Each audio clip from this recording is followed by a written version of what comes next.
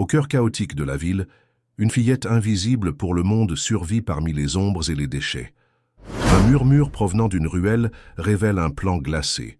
Couper les freins d'une voiture et tuer son propriétaire millionnaire. Personne ne croirait une enfant sale et inconnue, mais elle court contre le temps pour avertir la victime.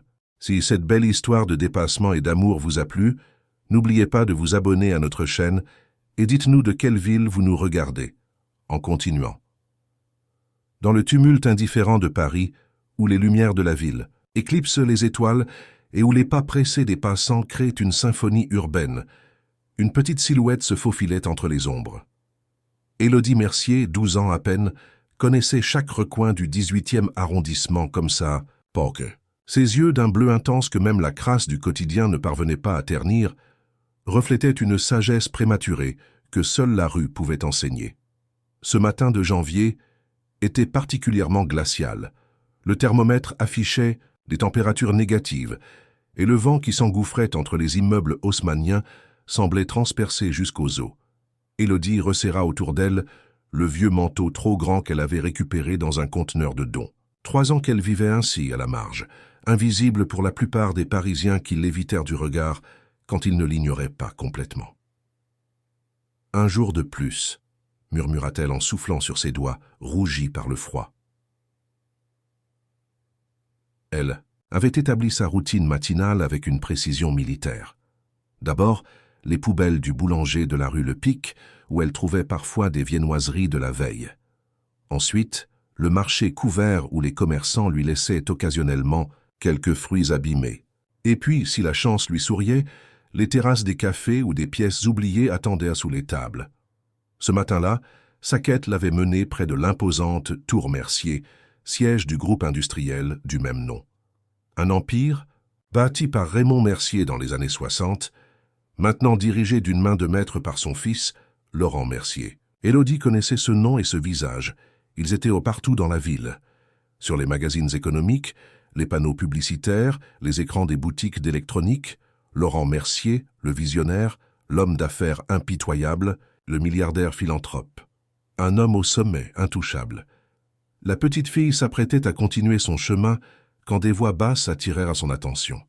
Elles provenaient d'une ruelle étroite entre 2 immeubles, à l'abri des regards. Sa curiosité naturelle, ou peut-être son instinct de survie qui l'avait maintenue en vie jusqu'ici, la poussa à s'approcher silencieusement. « Le plan est simple », disait une voix masculine au fort accent du Sud. « Les freins lâcheront à la descente de la colline de Montmartre.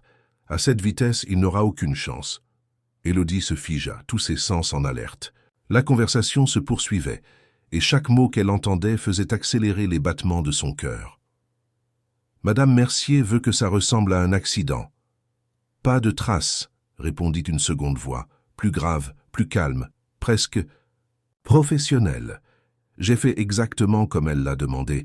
Le système fonctionnera normalement jusqu'à ce que la pression soit trop forte dans la descente. »« Et l'argent » demanda le premier homme. « Déjà versé sur le compte offshore. La moitié maintenant, l'autre moitié après. » Élodie sentit ses jambes faiblir. Madame Mercier, la femme de Laurent Mercier. Céline Mercier, née Beaumont, ancienne mannequin reconvertie en femme d'affaires. Le couple parfait selon les magazines. Ils s'étaient rencontrés lors d'un gala de charité et ne s'étaient plus quittés. Leur mariage avait fait la une de tous les journaux 5 ans auparavant. Et maintenant, cette même femme planifiait froidement l'élimination de son mari. Pourquoi? L'argent, bien sûr. L'Empire Mercier représentait des milliards d'euros, et Céline, en tant qu'épouse, hériterait de tout. Alors qu'Élodie tentait d'assimiler ce qu'elle venait d'entendre, son pied heurta une bouteille en verre qui traînait par terre. Le bruit, bien que léger, résonna comme un coup de tonnerre dans la ruelle silencieuse. Les voix se turent immédiatement. « Qui est là ?» lança l'homme à l'accent du Sud. Élodie n'attendit pas la suite. Elle s'élança dans la rue, courant, aussi vite que ses jambes maigres le lui permettaient. Derrière elle, elle entendait des pas précipités, mais elle connaissait ces ruelles mieux que quiconque. Elle s'engouffra dans un passage étroit, grimpa par-dessus une grille, se faufila sous un échafaudage et finalement se cacha dans l'entrée d'un immeuble, le cœur battant à tout rompre. Lorsqu'elle fut certaine d'avoir semé ses poursuivants, une nouvelle peur l'envahit. Que devait-elle faire de cette information? Qui croirait une gamine des rues? Et pourtant, elle ne pouvait pas rester sans rien faire. Un homme allait mourir si elle ne faisait rien. Pendant des heures, elle tourna en rond, débattant intérieurement. Elle connaissait la réputation de la police avec les enfants comme elle. La dernière fois qu'elle avait eu affaire à eux, ils l'avaient emmenée dans un foyer dont elle s'était échappée 3 jours plus tard. Non, la police n'était pas une option. Elle devait prévenir Laurent Mercier directement. Mais comment approcher l'un des hommes les plus puissants de France? La sécurité de la tour Mercier était réputée impénétrable. Le soir tombait déjà sur Paris quand Élodie prit sa décision. Elle irait à la tour Mercier dès le lendemain matin. Elle trouverait un moyen de s'approcher de Laurent. Elle devait essayer quelles que soient les conséquences. Cette nuit-là, Élodie ne dormit presque pas. Son abri habituel, un recoin protégé sous les arcades du Palais Royal, lui sembla plus froid et plus hostile que jamais. Les mots qu'elle avait entendus tournaient dans sa tête comme un manège infernal. Les freins lâcheront. Madame Mercier veut que ça ressemble à un accident. Aux premières lueurs de l'aube, elle était déjà en route vers la tour Mercier. Le bâtiment de verre et d'acier s'élevait à plus de 50 étages dans le ciel parisien, dominant le quartier de la Défense. Un monument à la réussite et à l'ambition de la famille Mercier. Élodie s'arrêta à quelques centaines de mètres, observant le balai des voitures de luxe et des hommes en costume qui entraient et sortaient du bâtiment. Comment allait-elle? S'y prendre? La réponse lui vint en observant les livreurs qui apportèrent café et viennoiseries aux employés matinaux. Elle pourrait se faire passer pour l'une d'eux. Elle attendit qu'un jeune livreur dépose son vélo contre un poteau pour livrer un immeuble voisin, puis s'approcha furtivement. Dans le panier avant, plusieurs sacs en papier contenant probablement des commandes. Elle en saisit un rapidement et s'éloigna avant d'être vue. Avec son butin sous le bras, elle marcha d'un pas décidé vers l'entrée de service de la tour Mercier. Un garde somnolent lui jeta à peine un regard, tandis qu'elle murmurait « Livraison pour le 48e, monsieur Dubois ». Le nom inventé sembla suffire, car l'homme hocha la tête et la laissa passer. Une fois à l'intérieur, Élodie fut momentanément éblouie par le luxe environnant. Le marbre au sol, les œuvres d'art contemporain sur les murs, les plantes exotiques dans d'immenses pots design, c'était comme entrer dans un autre monde. Son monde à elle était fait de carton humide et de bancs publics inconfortables. Celui-ci semblait tout droit sorti d'un magazine. Elle se dirigea vers les ascenseurs, essayant d'avoir l'air aussi naturel que possible. Mais où aller? Elle ne savait pas à quel étage se trouvait le bureau de Laurent Mercier. Alors qu'elle hésitait, une voix retentit derrière elle. « Qu'est-ce que tu fais là, petite ?» Élodie se retourna lentement. Un agent de sécurité la dévisageait, les sourcils froncés. Son badge indiquait « André Leroux, chef de la sécurité ». « J'ai une livraison », balbutia-t-elle, serrant le sac en papier contre sa poitrine. « Pour qui ?» demanda l'homme suspicieux. « Pour monsieur Mercier », répondit-elle, tentant le tout pour le tout. Le visage de l'homme s'assombrit. « Monsieur Mercier, elle n'attend aucune livraison ce matin. Et certainement pas par une enfant. Qui t'envoie ?» Élodie sentit la panique monter. Elle devait parler à Laurent Mercier. C'était une question de vie ou de mort. Alors, dans un élan désespéré, elle lâcha la vérité. « Personne ne m'envoie, mais je dois lui parler. Sa femme veut le tuer. J'ai entendu 2 hommes parler. Ils ont trafiqué les freins de sa voiture. » Le silence qui suivit sa déclaration fut assourdissant. Le chef de la sécurité la fixait, interloqué. Puis, lentement, il s'approcha d'elle et posa une main ferme sur son épaule. « Viens avec moi », dit-il d'une voix étrangement calme. Élodie se laissa guider jusqu'à un bureau à l'écart du hall principal. Une pièce fonctionnelle, sans fenêtre, meublée d'une table et de quelques chaises. L'homme lui fit signe de s'asseoir, puis sortit son téléphone et composa un numéro. « Monsieur Mercier, c'est Leroux. Je suis désolé de vous déranger, mais j'ai quelque chose d'important à vous signaler. Une petite fille vient d'entrer dans le bâtiment avec une histoire préoccupante. Elle prétend avoir entendu parler d'un complot contre vous, impliquant Madame. » Il y eut un long silence pendant lequel Leroux écoutait attentivement. Puis il raccroche et se tourna vers Élodie. « Monsieur Mercier va te recevoir, mais je te préviens, si c'est une plaisanterie ou une tentative d'escroquerie, les conséquences seront graves. » Élodie hocha la tête, soudain terrorisée à l'idée de rencontrer Laurent Mercier en personne. Mais elle n'avait pas le choix. Elle devait raconter ce qu'elle avait entendu. Quelques minutes plus tard, elle montait dans un ascenseur privé qui menait directement au sommet de la tour Mercier, là où se trouvait le bureau du PDG. Le cœur battant, les mains moites, elle se répétait mentalement ce qu'elle allait dire. Une seule chance. Elle n'aurait qu'une seule chance de convaincre l'un des hommes les plus puissants de France que sa femme complotait contre lui. L'ascenseur s'arrêta avec un léger tintement. Les portes s'ouvrirent sur un espace lumineux qui contrastait avec l'austérité du bureau de sécurité. Le 50e étage de la tour Mercier offrait une vue panoramique sur tout Paris. À travers les immenses baies vitrées, Élodie pouvait apercevoir la tour Eiffel, le Sacré-Cœur et, au loin, l'Arc de Triomphe. Mais elle n'avait pas le temps d'admirer le paysage. André Leroux la guidait déjà à travers un dédale de couloirs aux murs ornés d'œuvres d'art contemporain.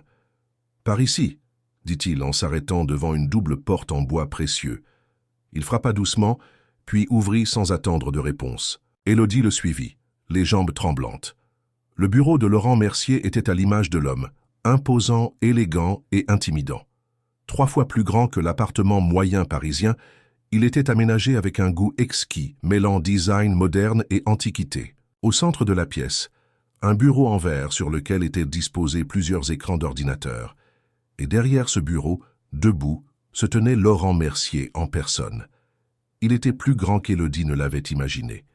La cinquantaine, élégante, les cheveux poivre et sel coupés courts, un costume sur mesure qui soulignait sa silhouette athlétique. Mais ce qui frappa le plus la petite fille, ce furent ses yeux. D'un vert profond, il semblait la transpercer, analysant chaque détail de sa personne. « Merci, André, » dit-il d'une voix grave. « Tu peux nous laisser. » Le chef de la sécurité hésita. « Monsieur, êtes-vous sûr que bon ça ira ?» coupa Laurent avec un sourire rassurant. « Mademoiselle et moi avons à parler. » Une fois seul, Laurent contourna son bureau et s'approcha d'Élodie. Il ne s'assit pas dans son fauteuil de PDG, préférant prendre place sur l'un des canapés en cuir qui meublaient un coin du bureau. D'un geste, il invita Élodie à s'asseoir en face de lui. « Comment t'appelles-tu » demanda-t-il doucement. « Élodie » murmura-t-elle, intimidée par la situation. « Élodie, comment ?»« Juste Élodie. » Un éclair de compréhension passa dans les yeux de Laurent. Il observa plus attentivement les vêtements usés de la petite fille, ses cheveux emmêlés, ses ongles sales. « Tu vis dans la rue » constata-t-il. Ce n'était pas une question. Élodie acquiesça silencieusement. « Depuis combien de temps ?»« 3 ans, » répondit-elle. « Depuis que maman est partie. » Laurent hocha la tête, puis se pencha légèrement en avant. « André m'a dit que tu avais quelque chose d'important à me dire, quelque chose concernant ma femme. » Élodie prit une profonde inspiration. C'était le moment. Elle devait être claire, précise, convaincante. Elle raconta tout, dans l'ordre chronologique. Sa routine matinale, la ruelle près de la tour Mercier, les 2 hommes qui parlaient à voix basse, le plan pour saboter les freins de la voiture, le nom de Madame Mercier mentionné comme commanditaire, sa fuite quand il l'avait repérée. Pendant tout son récit, Laurent ne l'interrompit pas une seule fois. Son visage demeurait impassible, mais Élodie remarqua que ses mains, croisées sur ses genoux, s'étaient imperceptiblement crispées. « Peux-tu me décrire ces hommes ?» demanda-t-il quand elle eut terminé. Élodie ferma les yeux pour mieux se concentrer. Le premier avait un accent du sud, Marseille, je crois, grand, costaud, une cicatrice sur la joue gauche. L'autre était plus petit, plus âgé aussi. Il parlait doucement, comme s'il était habitué à ne pas être entendu. « Et tu es sûr qu'ils ont mentionné ma femme, Céline Mercier ?» Ils ont dit « Madame Mercier » et ils ont parlé de l'argent qui avait déjà été versé sur un compte offshore, corrigea Laurent machinalement. Un long silence s'installa. Laurent se leva et marcha jusqu'à la fenêtre. Il contempla Paris pendant ce qui sembla une éternité à Élodie. « Pourquoi me dis-tu tout ça ?» demanda-t-il finalement sans se retourner. « Qu'est-ce que ça t'apporte ?» La question prit Élodie au dépourvu. Je ne pouvais pas laisser ça arriver. C'est tout. Laurent se retourna lentement. Ses yeux verts scrutèrent le visage d'Élodie, cherchant apparemment une trace de mensonge ou de manipulation. N'en trouvant pas, il soupira profondément. « Est-ce que tu réalises la gravité de ce que tu avances, Élodie ? Tu accuses ma femme de vouloir me faire disparaître. »« Je sais ce que j'ai entendu, » affirma Élodie, avec une assurance qui la surprit elle-même. Laurent la fixa encore quelques secondes, puis appuya sur un bouton de son téléphone. « André, peux-tu venir, s'il te plaît? Et appelle Jean-Pierre.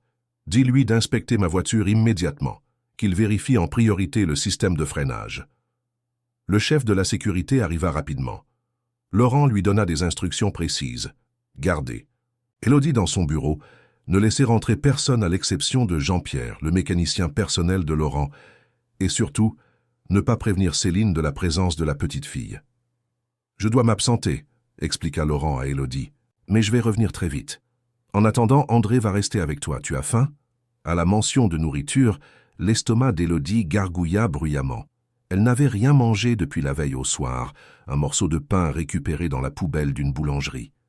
Laurent sourit pour la première fois depuis le début de leur entretien. André fait monter un petit déjeuner complet pour notre invité. Puis il s'agenouilla pour être à la hauteur d'Élodie. « Je prends très au sérieux ce que tu m'as dit. Si tu as raison, je te serai éternellement reconnaissant. Si tu t'es trompé. » Il laissa sa phrase en suspens, mais son regard s'était adouci. « Dans tous les cas, je m'occuperai de toi. » Sur ces mots, il quitta le bureau, laissant Élodie seule avec André Leroux. Le petit déjeuner arriva rapidement. Un festin comme Élodie n'en avait jamais vu. Croissants, pains au chocolat, fruits frais, jus d'orange pressé, chocolat chaud. Elle mangea avec appétit, sous le regard bienveillant du chef de la sécurité. « Tu as vraiment entendu tout ça ?» demanda-t-il après un moment. Élodie hocha la tête, la bouche pleine de pain au chocolat. « Tu es courageuse, petite. Beaucoup auraient gardé ça pour eux. » Elle haussa les épaules. « J'ai fait ce qui était juste. » André sourit. C'est rare de nos jours. Une demi-heure plus tard, la porte du bureau s'ouvrit à nouveau. Laurent entra, suivi d'un homme en bleu de travail maculé de cambouis. Jean-Pierre, le mécanicien. Son visage grave ne présageait rien de bon. « Montre-lui », ordonna Laurent.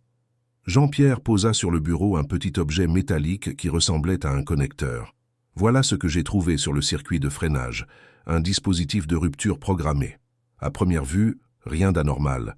Mais quand la pression atteint un certain seuil, par exemple dans une descente comme celle de la colline de Montmartre, le connecteur se rompt et le liquide de frein s'échappe instantanément. « Résultat ?» demanda Laurent d'une voix atone. « Une défaillance totale des freins. À la vitesse où vous conduisez habituellement, c'est. » Le mécanicien jeta un coup d'œil à Élodie et s'interrompit. Laurent se tourna vers la petite fille. Son regard avait changé. Il y avait maintenant une intensité, une reconnaissance qui n'y était pas auparavant. « Tu viens de me sauver la vie, Élodie. » Ces mots, prononcés avec une gravité solennelle, firent monter les larmes aux yeux de la petite fille. Personne ne lui avait jamais parlé ainsi. Personne ne l'avait jamais regardée comme si elle comptait vraiment. « Je vais appeler la police », annonça André en sortant son téléphone. « Non », l'arrêta Laurent. « Pas encore. » Il fit les 100 pas dans le bureau, visiblement en proie à une réflexion intense. « Si Céline est vraiment derrière tout ça, j'ai besoin d'en être absolument certain. Alors nous devons procéder avec prudence. La police signifierait un scandale public immédiat. Je préfère d'abord comprendre toute l'étendue de cette trahison. » Il se tourna vers Jean-Pierre. « Remets le dispositif en place. Je veux que tout semble normal. Et pas un mot de tout ceci à qui que ce soit. » Le mécanicien acquiesça et quitta le bureau. « Quant à toi, Élodie, » poursuivit Laurent en se tournant vers la petite fille, « tu ne peux pas retourner dans la rue. Pas maintenant. Ces hommes t'ont vu et s'ils te retrouvent. » Il n'acheva pas sa phrase, mais Élodie comprit l'implication. Elle était en danger. « Je vais t'emmener dans un endroit sûr, » décida Laurent. « Un appartement que je possède dans le 16e arrondissement. Personne ne sait qu'il m'appartient, pas même Céline. Tu y seras en sécurité pendant que j'enquête sur cette affaire. » Élodie hésita. Faire confiance à un adulte n'était pas dans ses habitudes. La rue lui avait appris à se méfier de tout le monde, mais quelque chose dans le regard de Laurent Mercier l'incitait à lui faire confiance. « D'accord », murmura-t-elle finalement. « Parfait. André va t'y conduire immédiatement. Je vous rejoindrai ce soir. » Le chef de la sécurité hocha la tête et tendit la main à Élodie. Elle la prit après une légère hésitation. Avant qu'il ne quitte le bureau, Laurent s'approcha d'elle une dernière fois. « Merci, Élodie. Je n'oublierai jamais ce que tu as fait aujourd'hui. » L'appartement du 16e arrondissement était en réalité un luxueux penthouse avec vue sur le bois de Boulogne. André y conduisit Élodie par un chemin détourné, s'assurant qu'il n'était pas suivi. À leur arrivée, une femme d'âge mûr les attendait. Elle se présenta comme Madame Rousseau, la gouvernante. « Monsieur Mercier m'a appelé », expliqua-t-elle à André. « Il m'a demandé de prendre soin de la petite. » Son regard s'attarda sur les vêtements sales d'Élodie, mais elle ne fit aucun commentaire. « Un bain chaud est prêt, et j'ai préparé des vêtements propres. Ils appartenaient à ma petite fille, ils devraient être à ta taille. » André laissa Élodie au bon soin de la gouvernante, promettant de revenir plus tard avec Laurent. Pour la première fois depuis des années, Élodie se retrouva dans une vraie salle de bain, avec de l'eau chaude à volonté et des produits parfumés. Le luxe lui semblait irréel. Après le bain, vêtue d'habits propres qui sentaient bon la lessive, elle explora timidement l'appartement. Chaque pièce était plus somptueuse que la précédente. Des tableaux au mur, des tapis épais sous ses pieds nus, des meubles qui semblaient sortir d'un palais. C'était un autre monde, aux antipodes de sa vie dans les rues de Paris. Madame Rousseau lui servit un déjeuner, qu'elle dévora avec appétit, puis l'installa dans un salon confortable où une bibliothèque entière attendait d'être explorée. Épuisée par les émotions de la journée, Élodie s'endormit sur un canapé moelleux, un livre encore ouvert sur ses genoux. Elle fut réveillée par des voix. Le soleil déclinait déjà, projetant des ombres orangées à travers les grandes fenêtres du penthouse.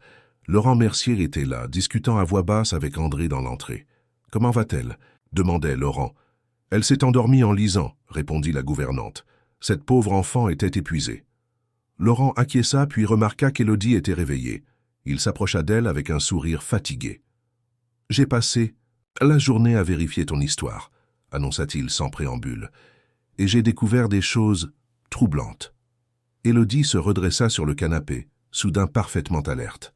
« Des transferts d'argent importants depuis nos comptes communs, vers des destinations inconnues, des appels téléphoniques à des numéros qui n'auraient mais pas dû figurer dans son répertoire. Et ce matin, quand je l'ai confronté indirectement en mentionnant un problème avec ma voiture, j'ai vu quelque chose dans ses yeux. Quelque chose que je n'avais jamais remarqué auparavant. » Il s'assit lourdement à côté d'Élodie. « Je connais Céline depuis 7 ans. Nous sommes mariés depuis 5 ans. Je pensais tout savoir d'elle. »« Les gens mentent, » dit simplement Élodie. « Dans la rue, on apprend vite à le reconnaître. » Laurent la regarda avec une nouvelle considération. « Tu as raison, et j'aurais dû être plus attentif aux signes. » Il marqua une pause, semblant peser ses mots. « J'ai un plan, Élodie. Un plan pour confirmer définitivement l'implication de Céline et identifier tous les complices. Mais j'aurais besoin de ton aide. »« Mon aide ?» s'étonna la petite fille. « Tu es la seule à avoir vu ces hommes. Tu pourrais les reconnaître. » Élodie sentit un frisson parcourir son échine. Revoir ces hommes, l'idée la terrifiait. Mais Laurent avait besoin d'elle. Il lui faisait confiance, lui qui n'avait aucune raison de croire une enfant des rues. « D'accord » accepta-t-elle finalement. « Je vous aiderai. » Laurent sourit, un sourire qui atteignit cette fois ses yeux verts. « Merci, Élodie. Ensemble, nous allons déjouer ce complot. Et ensuite... » Son regard se perdit dans le vague. « Ensuite, nous verrons pour ton avenir. Une enfant comme toi ne devrait pas vivre dans la rue. » Ces mots résonnèrent longuement dans l'esprit d'Élodie. Un avenir, c'était un concept qui lui semblait si étranger après 3 ans de survie au jour le jour. Pourtant, pour la première fois depuis longtemps, elle se permit d'y croire. Juste un peu. Le plan de Laurent prit forme au cours des jours suivants. Avec l'aide d'André Leroux et d'une équipe restreinte de personnes de confiance, il mit en place un dispositif aussi discret qu'efficace pour piéger les conspirateurs. Élodie, quant à elle, restait en sécurité dans le penthouse du 16e arrondissement, sous la protection bienveillante de Madame Rousseau. La petite fille s'adaptait progressivement à cette nouvelle vie de confort. Des vêtements propres. Chaque jour, 3 repas équilibrés, un lit douillet, des livres à volonté. Autant de luxe qui lui semblait irréel après ces années passées dans la rue. Madame Rousseau veillait sur elle avec une affection grandissante, lui apprenant les manières de table, l'aidant à démêler ses cheveux autrefois emmêlés, écoutant avec patience les récits de sa vie d'avant. Laurent venait chaque soir, parfois tard dans la nuit. Il s'asseyait avec Élodie, lui racontait l'avancée de son enquête, sollicitait parfois son avis sur tel ou tel détail. Ces conversations donnaient à la petite fille un sentiment d'importance qu'elle n'avait jamais connu. Pour la première fois de sa vie, un adulte la traitait comme une égale, valorisant son intelligence et son instinct. « Comment fais-tu pour jouer la comédie avec ta femme ?» demanda-t-elle un soir, alors qu'ils partageaient un chocolat chaud sur la terrasse du penthouse. Laurent sourit tristement. « Je dirige une multinationale, Élodie. Les négociations et les faux semblants font partie de mon quotidien. Mais je dois avouer que c'est bien plus difficile avec Céline. Chaque sourire, chaque baiser me coûte désormais. Tu l'aimais vraiment ?» La question d'une simplicité désarmante sembla toucher Laurent en plein cœur. Il contempla les lumières de Paris qui scintillaient dans la nuit avant de répondre « Oui, du moins, j'aimais la femme que je croyais connaître. » Ils restèrent silencieux un moment, puis Laurent reprit la parole, changeant délibérément de sujet. « J'ai identifié l'un des hommes que tu as décrits. Marcel Beaulieu, un ancien employé de notre service de sécurité, licencié il y a 2 ans pour comportement suspect. Selon nos informations, il travaille maintenant comme homme de main pour diverses personnes peu recommandables. »« Celui avec l'accent du Sud ?» demanda Élodie. « Exactement. Quant au second, nous avons plusieurs pistes. Des techniciens qui auraient pu avoir accès aux voitures de l'entreprise. Je vais te montrer leurs photos demain, voir si tu reconnais l'un d'eux. » Laurent avait également découvert des transferts d'argent suspects depuis les comptes personnels de Céline vers un paradis fiscal.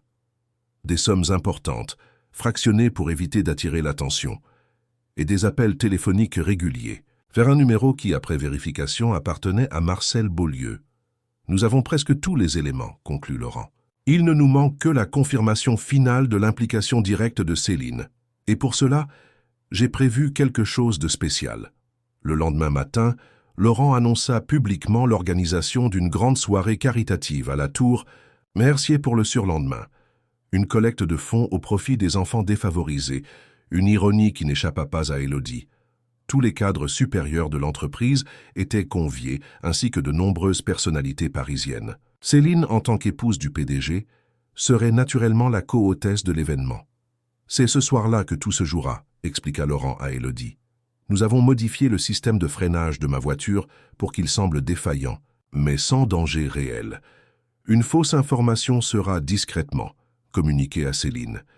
Je prendrai cette voiture pour me rendre à un rendez-vous important le lendemain matin dans la descente de Montmartre. Tu penses qu'elle va contacter ses complices?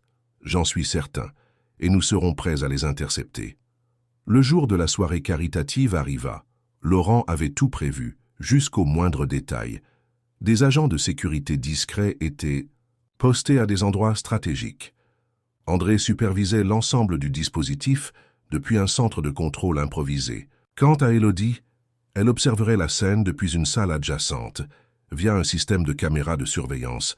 Sa mission, identifier formellement les complices si jamais ils se présentaient. Laurent vint la chercher en fin d'après-midi. Pour l'occasion, Madame Rousseau avait acheté à Élodie une jolie robe bleu nuit et avait coiffé ses cheveux en un chignon élégant. En la voyant, Laurent eut un sourire ému. « Tu es magnifique, Élodie. » La petite fille rougit. Jamais encore. On ne lui avait fait un tel compliment. « Prête pour notre grande soirée ?» demanda-t-il en lui tendant la main. Elle hocha la tête et glissa sa petite main dans celle rassurante de Laurent. En 3 jours à peine, un lien s'était créé entre eux. Un lien que ni l'un ni l'autre n'aurait pu anticiper, mais qui semblait désormais aussi naturel qu'inévitable. La tour Mercier resplendissait ce soir-là. Les 50 étages étaient illuminés, et le sommet de la tour, où se déroulait la réception, brillait comme un phare dans la nuit parisienne. Laurent y conduisit Élodie par une entrée dérobée. Il l'installa dans un petit bureau attenant à la grande salle de réception, où plusieurs écrans retransmettaient en direct ce qui se passait à l'intérieur. « André viendra te chercher. »« Quand ce sera le moment, » expliqua Laurent. « En attendant, observe attentivement tous les invités. Si tu reconnais l'un des hommes que tu as entendus dans la ruelle, préviens immédiatement André via ce téléphone. » Il lui tendit un smartphone, dernier cri sur lequel un seul contact était enregistré. « André, tu crois qu'ils viendront vraiment ?» demanda Élodie, soudain inquiète. Pas pour la soirée elle-même, mais pour confirmer que le plan est toujours en marche. Très probablement. Marcel Beaulieu a été aperçu dans le quartier cet après-midi. Il surveille sans doute les lieux, Laurent. S'accroupit pour être à la hauteur d'Élodie et posa ses mains sur ses épaules. « Tu as été exceptionnelle jusqu'ici, Élodie. Je sais que tout cela est effrayant, mais tu n'es plus seul. Je suis là. André est là, et nous ne laisserons personne te faire du mal. Jamais. » Ces paroles réchauffèrent le cœur d'Élodie. Jamais auparavant un adulte ne lui avait fait une telle promesse. « Merci, » murmura-t-elle. « Fais attention à toi aussi. » Laurent sourit, touché par cette préoccupation sincère. « Je te le promets. » Il quitta la pièce, laissant Élodie seule face aux écrans. La soirée battait déjà son plein dans la grande salle. Des centaines d'invités en tenue de soirée déambulaient entre les buffets somptueux et les bars à champagne. Un orchestre jouait discrètement dans un coin de la salle, et au milieu de tout ce luxe, Laurent évoluait avec l'aisance que confère l'habitude, saluant les uns, discutant avec les autres, souriant aux photographes. À ses côtés, resplendissante, dans une robe rouge qui attirait tous les regards, se tenait Céline Mercier, grande mince, les cheveux blonds coiffés en un chignon sophistiqué. Elle incarnait l'élégance parisienne. Son sourire éclatant ne trahissait rien de ses intentions véritables. Aux yeux de tous, elle était l'épouse parfaite du milliardaire, la femme qui avait tout, beauté, argent, statut social. Élodie ne pouvait détacher son regard de cette femme. Comment pouvait-on sourire ainsi, embrasser son mari sur la joue, alors qu'on planifiait sa disparition? La perfidie de Céline la fascinait autant qu'elle la révoltait. Les heures passèrent. Élodie surveillait chaque visage qui apparaissait sur les écrans, chaque nouvel arrivant, chaque serveur. Rien, aucune trace des hommes qu'elle avait entendus dans la ruelle. Peut-être ne viendraient-ils pas après tout. Puis, vers minuit, alors que la soirée atteignait son apogée, Élodie remarqua un mouvement sur l'un des écrans qui montrait le couloir menant aux toilettes. Céline s'y dirigeait d'un pas pressé, s'avérifiant que personne ne la suivait. Une fois hors de vue des invités, elle sortit son téléphone et composa un numéro. Élodie saisit immédiatement le smartphone que lui avait confié Laurent. « André, c'est Élodie. Madame Mercier est dans le couloir des toilettes, elle téléphone à quelqu'un. »« On la voit, » répondit la voix calme d'André. « Reste attentive. » Quelques minutes plus tard, Céline réapparut dans la grande salle, son sourire parfait de nouveau en place. Elle rejoignit Laurent, glissa son bras sous le sien et lui murmura quelque chose à l'oreille qui le fit rire. Une comédie parfaitement orchestrée. Peu après, André entra dans le petit bureau où se trouvait Élodie. « Nous avons intercepté l'appel de Céline », annonça-t-il. Elle parlait à Marcel Beaulieu. Elle lui confirmait que Laurent prendrait bien la voiture piégée demain matin pour se rendre à son rendez-vous à Montmartre. « Alors ça y est, vous avez toutes les preuves ?» demanda Élodie, le cœur battant. « Presque. Il nous manque encore l'identité du complice technique, celui qui a réellement saboté les freins. Mais nous avons peut-être une piste. Regarde. » André pointa l'un des écrans. Un homme venait d'entrer dans la salle de réception. Petit, mince, les cheveux grisonnants, il portait l'uniforme des serveurs de la soirée, mais quelque chose dans sa façon de se déplacer attirait l'attention. Il semblait nerveux, ses yeux balayant constamment la salle comme s'il cherchait quelqu'un. « Tu le reconnais ?» demanda André. Élodie plissa les yeux, observant attentivement l'homme. « Je ne suis pas sûr, sa voix était très calme, presque douce, et il parlait de technique comme s'il savait exactement ce qu'il faisait. »« Philippe Dumas, » dit André, ancien ingénieur automobile, licencié il y a 3 ans pour vol de pièces détachées. Maintenant, il travaille occasionnellement comme serveur dans des événements de ce genre. C'est notre principal suspect pour le sabotage technique. Ils observèrent l'homme pendant plusieurs minutes. Il servait des coupes de champagne, se déplaçant méthodiquement dans la salle. À un moment, il passa près de Céline. Aucun mot ne fut échangé, mais Élodie remarqua un infime hochement de tête de la part de la femme. « Tu as vu ça ?» s'exclama-t-elle. « Oui, » confirma André. « Laurent aussi. Regarde. » Sur un autre écran, on pouvait voir Laurent qui observait discrètement l'échange depuis l'autre bout de la salle. Son visage ne trahissait rien, mais Élodie, qui commençait à le connaître, pouvait deviner la tension qui l'habitait. « Qu'est-ce qu'on fait maintenant ?» demanda-t-elle. « On suit le plan. Laurent va annoncer publiquement qu'il doit partir plus tôt que prévu. Il dira à Céline, de façon à ce que d'autres personnes l'entendent, qu'il a un rendez-vous important demain, matin à Montmartre. Puis il quittera la soirée, apparemment pour rentrer se reposer. Et ensuite ? Ensuite, nous attendons. Si nos suppositions sont correctes, Céline va contacter ses complices pour confirmer que tout est prêt pour demain. Et c'est là que nous les prendrons tous. La soirée se déroula exactement comme prévu. Vers 1h du matin, Laurent fit une brève allocution pour remercier les invités de leur générosité, puis annonça qu'il devait malheureusement se retirer en raison d'obligations professionnelles matinales. Il embrassa Céline sur la joue, échangeant avec elle quelques mots que les micros d'ambiance captèrent parfaitement. « Ne m'attends pas demain matin, ma chérie. J'ai ce rendez-vous à Montmartre avec les investisseurs japonais. Je prendrai la Bentley, elle est plus confortable pour la présentation que j'ai préparée. » Céline sourit, son visage ne trahissant rien de ses pensées véritables. « Bien sûr, mon amour, repose-toi bien. » Laurent quitta la salle sous les applaudissements polis des invités. Une fois hors de vue, il rejoignit directement le petit bureau où se trouvaient Élodie et André. « Elle a mordu à l'hameçon, » dit-il, son visage désormais grave. « J'ai vu sa réaction quand j'ai mentionné la Bentley, un éclair de satisfaction dans ses yeux. »« Philippe Dumas est toujours dans la salle, » informa André. « Il se tient près du bar principal. »« Parfait. Continuons à surveiller. Dès que Céline fera son prochain mouvement, nous agirons. » Ils n'eurent pas longtemps à attendre.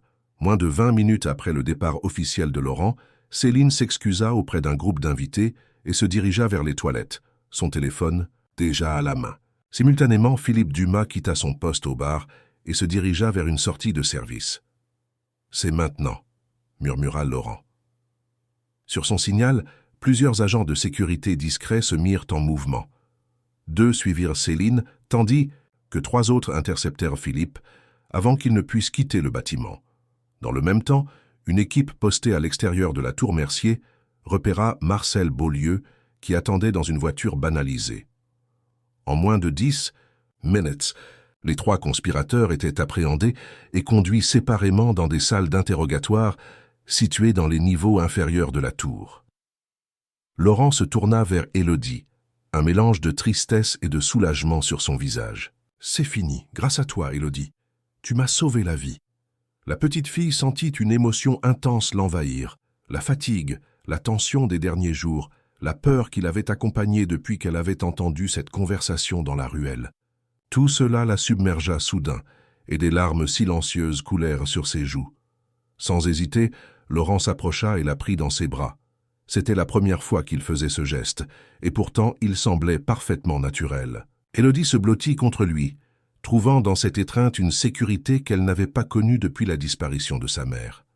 « Tout va bien maintenant, » murmura Laurent. « Personne ne te fera de mal, je te le promets. » Plus tard cette nuit-là, alors que la police embarquait discrètement les 3 conspirateurs, Céline ayant été arrêtée sous les yeux médusés des derniers invités encore présents, Laurent ramena Élodie au penthouse du 16e arrondissement. Madame Rousseau les attendait, inquiète malgré les assurances d'André que tout s'était bien passé.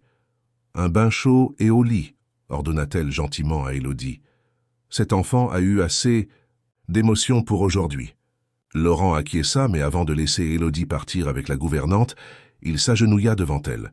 « Nous parlerons demain de ce qui va se passer maintenant, » dit-il doucement. « Mais sache une chose, Élodie, tu n'es plus seule. Tu as une place dans ma vie désormais, si tu le souhaites. » Élodie le regarda, incrédule. « Vraiment ? Vraiment, tu es une enfant extraordinaire, Élodie, intelligente, courageuse, loyale, le genre d'enfant qu'on serait fier d'avoir dans sa famille. » Ces mots touchèrent Élodie plus profondément que tout ce qu'elle avait vécu ces derniers jours. Famille, un concept qu'elle avait presque oublié, après 3 ans de solitude dans les rues de Paris. « J'aimerais ça, » murmura-t-elle, « ça, voix à peine audible. » Laurent sourit, ses yeux verts brillant d'une émotion nouvelle. « Moi aussi, Élodie, moi aussi. » Cette nuit-là, pour la première fois depuis longtemps, Élodie s'endormit sans crainte du lendemain. Dans ce lit confortable, entouré de douceur et de chaleur, elle se permit de rêver à un avenir différent. Un avenir où elle ne serait plus une ombre furtive dans les rues de Paris, mais une enfant avec un nom, un foyer et quelqu'un qui veillerait sur elle.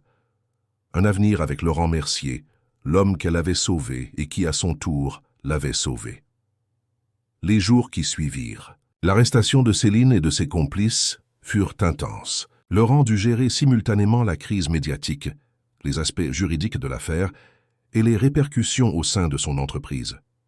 Le scandale avait éclaté malgré ses efforts pour maintenir une certaine discrétion. Comment aurait-il pu en être autrement? L'épouse d'un des hommes d'affaires les plus en vue de France arrêtée pour avoir comploté contre son mari, l'information était trop juteuse pour que la presse l'ignore. Pourtant, au milieu de cette tempête, Laurent veillait à protéger Élodie. Son nom et son rôle dans l'affaire restèrent strictement confidentiels. Pour le monde extérieur, c'était un informateur anonyme qui avait alerté Laurent Mercier du danger qui le menaçait. La petite fille continuait de vivre dans le penthouse du 16e arrondissement, sous la protection constante d'André Leroux et les soins attentifs de Madame Rousseau. Une semaine après les événements, alors que les premiers flocons de neige de février tombaient sur Paris, Laurent rejoignit Élodie sur la terrasse couverte du penthouse. Mitouflée dans un épais pull en cachemire, la petite fille observait la ville en contrebas, fascinée par la transformation du paysage urbain sous le manteau blanc. « À quoi penses-tu » demanda doucement Laurent en s'installant à côté d'elle. Élodie haussa les épaules. « Avant, à la rue, à ce que je serais en train de faire en ce moment si je n'étais pas ici. » Laurent hocha la tête, comprenant l'implication. Par une journée comme celle-ci, Élodie aurait probablement lutté contre le froid mordant, cherchant désespérément un abri, de la nourriture, un peu de chaleur humaine. « Tu ne retourneras jamais là-bas, » dit-il avec une conviction tranquille. « Jamais, Élodie, je te le promets. » La petite fille tourna son regard vers lui. « Qu'est-ce qui va se passer maintenant? Avec moi, je veux dire. » C'était la question qu'ils avaient tous deux évitée depuis la nuit de l'arrestation. Laurent prit une profonde inspiration avant de répondre. « Ça dépend de toi, Élodie. Je peux t'aider de différentes façons. Te trouver une famille d'accueil, une bonne école, veiller sur toi à distance. » Il marqua une pause, cherchant ses mots. « Ou, si tu le souhaites, tu pourrais rester avec moi, de façon permanente. » Élodie le regarda, incrédule. « Vous voulez dire comme votre fille ?»« Exactement comme ça, » confirma Laurent, son regard vert ne quittant pas celui de la petite fille. « J'ai parlé à mes avocats. Le processus ne serait pas simple, mais il est tout à fait possible. D'abord une tutelle provisoire, puis une adoption pleine et entière, si tout se passe bien. » Le cœur d'Élodie battait à tout rompre. Vivre avec Laurent, devenir sa fille, c'était un rêve si improbable qu'elle n'avait même pas osé le formuler. « Pourquoi » demanda-t-elle finalement, sa voix à peine audible. « Pourquoi feriez-vous ça ?» Laurent sourit doucement. « Pour plusieurs raisons, Élodie. D'abord parce que tu m'as sauvé la vie et que je te dois plus que je ne pourrai jamais te rendre. Ensuite, parce que tu es une enfant extraordinaire qui mérite une chance que la vie ne t'a pas donnée jusqu'ici. Et enfin, il hésita, puis ajouta avec une sincérité désarmante, parce que ces derniers jours avec toi m'ont fait réaliser à quel point ma vie était vide avant, remplie de choses, mais vide de sens. » Il tendit la main vers elle, effleurant à peine sa joue du bout des doigts. « Tu n'es pas obligé de répondre tout de suite. Prends le temps d'y réfléchir. » Mais Élodie n'avait pas besoin de réfléchir. Avec une impulsivité propre à son âge, mais aussi avec la certitude que donne l'instinct, elle se jeta dans les bras de Laurent. « Oui, » murmura-t-elle contre son épaule. « Je veux rester avec vous. » Laurent l'entoura de ses bras, ému par cette confiance totale. « Alors c'est décidé, » dit-il simplement. Dès le lendemain, la machine administrative se mit en marche. Maître Fontaine, l'avocat personnel de Laurent, se chargea des démarches nécessaires pour établir une tutelle provisoire. Il fallut d'abord retrouver l'identité officielle d'Élodie, dont l'existence avait presque disparu des registres après 3 ans d'errance. Élodie Mercier, née le 5 avril 2013 à l'hôpital Saint-Antoine, Paris, annonça l'avocat après quelques jours de recherche. Mère, Léonie Mercier, décédée le 17 janvier 2022 d'un cancer du pancréas. Père, inconnu non déclaré sur l'acte de naissance. Laurent et Élodie écoutèrent ces informations dans le bureau de l'avocat, un cabinet feutré du 8e arrondissement. La petite fille restait impassible, mais Laurent pouvait sentir sa tension. Après le décès de sa mère, Élodie a été brièvement placée chez une tante maternelle, Hélène Mercier, mais elle s'est enfuie au bout de quelques semaines. Un signalement a été fait à l'aide sociale à l'enfance, mais les recherches sont restées infructueuses jusqu'à aujourd'hui. « Cette tante » demanda Laurent. « Qu'est-elle devenue ?»« Décédée également il y a 18 mois. Accident de voiture. Il n'y a plus aucun parent connu. Laurent hocha la tête, assimilant ces informations. Et pour la tutelle?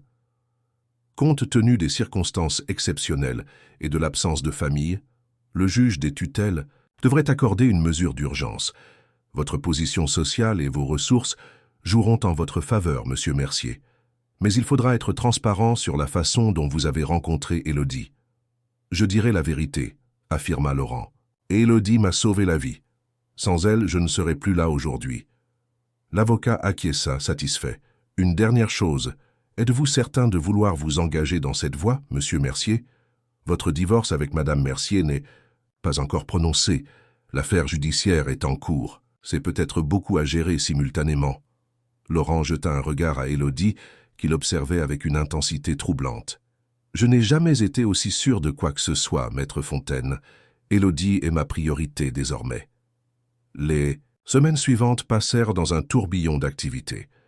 L'audience préliminaire devant le juge des tutelles se déroula dans un climat favorable. La mesure d'urgence fut accordée, plaçant officiellement Élodie sous la tutelle provisoire de Laurent Mercier pour une période de 6 mois, renouvelable jusqu'à ce qu'une décision définitive soit prise concernant l'adoption. Parallèlement, Laurent prit plusieurs décisions importantes qui surprirent à son entourage professionnel. Il délégua une partie de ses responsabilités au sein du groupe Mercier, réduisit considérablement son temps de présence au bureau et annula tous ses voyages d'affaires prévus à l'étranger. Sa priorité était claire, créer un environnement stable pour Élodie et l'aider à s'adapter à sa nouvelle vie. Le penthouse du 16e arrondissement, initialement conçu comme un pied-à-terre pour affaires, fut repensé pour accueillir confortablement une enfant. Une chambre fut entièrement redécorée selon les goûts d'Élodie, des murs bleu pâle, des étagères remplies de livres, un coin douillet pour lire, et même un petit télescope installé près de la fenêtre pour observer les étoiles, les nuits claires. Madame Rousseau, qui s'était profondément attachée à Élodie, accepta avec joie de rester à plein temps comme gouvernante. André Leroux, quant à lui, coordonnait discrètement la sécurité, veillant à ce que ni la presse ni d'éventuels curieux ne viennent perturber la tranquillité de cette famille naissante. Car c'était bien une famille qui se formait, jour après jour, au rythme des petits rituels qui s'installaient naturellement. Les petits déjeuners partagés sur la terrasse, les devoirs supervisés par Laurent le soir, les discussions animées sur les livres qu'Élodie dévorait à une vitesse impressionnante, les promenades du week-end dans le bois de Boulogne, tout proche, l'éducation d'Élodie devint rapidement une préoccupation majeure. 3 ans de vie dans la rue l'avaient privé d'une scolarité normale, mais Laurent fut stupéfait de découvrir que la petite fille avait maintenu, par ses propres moyens, un niveau de connaissance remarquable. « Comment as-tu fait » lui demanda-t-il. Un soir, alors qu'ils feuilletaient ensemble un livre de mathématiques de niveau collège, qu'Élodie comprenait sans difficulté. La petite fille haussa les épaules. « Les bibliothèques municipales sont gratuites et chauffées en hiver. J'y passais beaucoup de temps. Et puis j'écoutais aux fenêtres des écoles parfois. » Laurent fut ému par cette soif d'apprendre qui avait survécu aux conditions les plus difficiles. Il engagea les meilleurs précepteurs de Paris pour évaluer le niveau d'Élodie et combler ses lacunes, avec l'objectif de l'intégrer dans une école classique dès la rentrée suivante. Madame Blanc, une institutrice à la retraite, aux méthodes réputées, vint 3 fois par semaine. Monsieur Duval, professeur de sciences, la complétait 2 autres jours. Élodie se révéla une élève exceptionnelle, avide de connaissances, capable d'une concentration rare pour son âge. Cet enfant a un potentiel extraordinaire, confia Madame Blanc à Laurent, après quelques semaines. Elle a une mémoire photographique et une capacité d'analyse que je n'ai vue que très rarement dans ma carrière. Avec le bon encadrement, elle pourrait rattraper 2 années scolaires en quelques mois. Ses progrès académiques s'accompagnaient d'une transformation physique tout aussi remarquable. La petite fille maigre et pâle des rues de Paris laissait progressivement place à une enfant épanouie. Ses joues se remplissaient, ses yeux brillaient d'une nouvelle vitalité, ses cheveux autrefois ternes retrouvaient leur éclat naturel. Les examens médicaux complets que Laurent avait insisté pour faire passer révélèrent quelques carences nutritionnelles et une légère anémie, vite corrigée par un régime adapté. Pourtant, malgré ces évolutions positives, Élodie gardait en elle les traces de son passé. Parfois, Laurent la surprenait à cacher de la nourriture dans sa chambre, un réflexe de survie difficile à abandonner. D'autres fois, il la trouvait recroquevillée dans un coin lors d'un orage, terrifiée par le tonnerre qui lui rappelait ses nuits exposées aux éléments. Et régulièrement, elle se réveillait en hurlant, poursuivie dans ses cauchemars par des ombres menaçantes. Dans ces moments-là, Laurent faisait preuve d'une patience infinie. Il ne la jugeait jamais, ne la pressait pas de surmonter ses peurs. Il était simplement présent, offrant son soutien silencieux jusqu'à ce que la crise passe. Petit à petit, ces épisodes devinrent moins fréquents, moins intenses. Le docteur Moreau, une psychologue pour enfants recommandée par l'avocat de Laurent, venait une fois par semaine. Au début réticente, Élodie finit par s'ouvrir à cette femme douce qui l'aidait à mettre des mots sur ses émotions complexes. La peur d'être abandonnée à nouveau, la culpabilité d'avoir survécu alors que sa mère était partie, la difficulté à accepter sa nouvelle vie de privilège, après tant de privations. Elle fait des progrès remarquables, expliqua le docteur Moreau à Laurent lors d'un entretien. Sa résilience est exceptionnelle, mais ne vous attendez pas à des miracles. Instantanés, monsieur Mercier. Les traumatismes qu'Élodie a vécus ne s'effaceront pas en quelques mois. Ce sera un processus long, avec des hauts et des bas. Je suis prêt à lui donner tout le temps dont elle a besoin, affirma Laurent avec conviction. Et en effet, il réorganisa entièrement sa vie autour d'Élodie. Ses associés et collaborateurs durent s'adapter à ce nouveau Laurent Mercier qui refusait les réunions après 17 heures, ne travaillait plus le week-end et plaçait systématiquement le bien-être d'une petite fille au-dessus des impératifs commerciaux les plus urgents. Certains s'en étonnèrent, d'autres s'en irritèrent, mais tous durent s'incliner devant la détermination tranquille du PDG. D'autant que, contrairement aux prédictions pessimistes, cette nouvelle organisation n'affecta pas négativement les performances du groupe Mercier. Au contraire, les décisions de Laurent semblaient plus équilibrées, plus réfléchies, comme si la présence d'Élodie dans sa vie lui avait apporté une sagesse nouvelle. Un soir de mai, alors que le printemps parisien battait son plein, Laurent et Élodie dînaient sur la terrasse du Penthouse. 3 mois s'étaient écoulés depuis l'arrestation de Céline. Le procès était en cours, mais grâce aux efforts des avocats, Élodie n'avait pas eu à témoigner en personne. Sa déposition enregistrée avait suffi. « J'ai une surprise pour toi », annonça Laurent en servant à Élodie une part de tarte aux fraises, son dessert préféré. Les yeux de la petite fille s'illuminèrent. Bien qu'elle s'habituât progressivement au confort de sa nouvelle vie, chaque surprise restait pour elle une source d'émerveillement. « Qu'est-ce que c'est » demanda-t-elle avec impatience.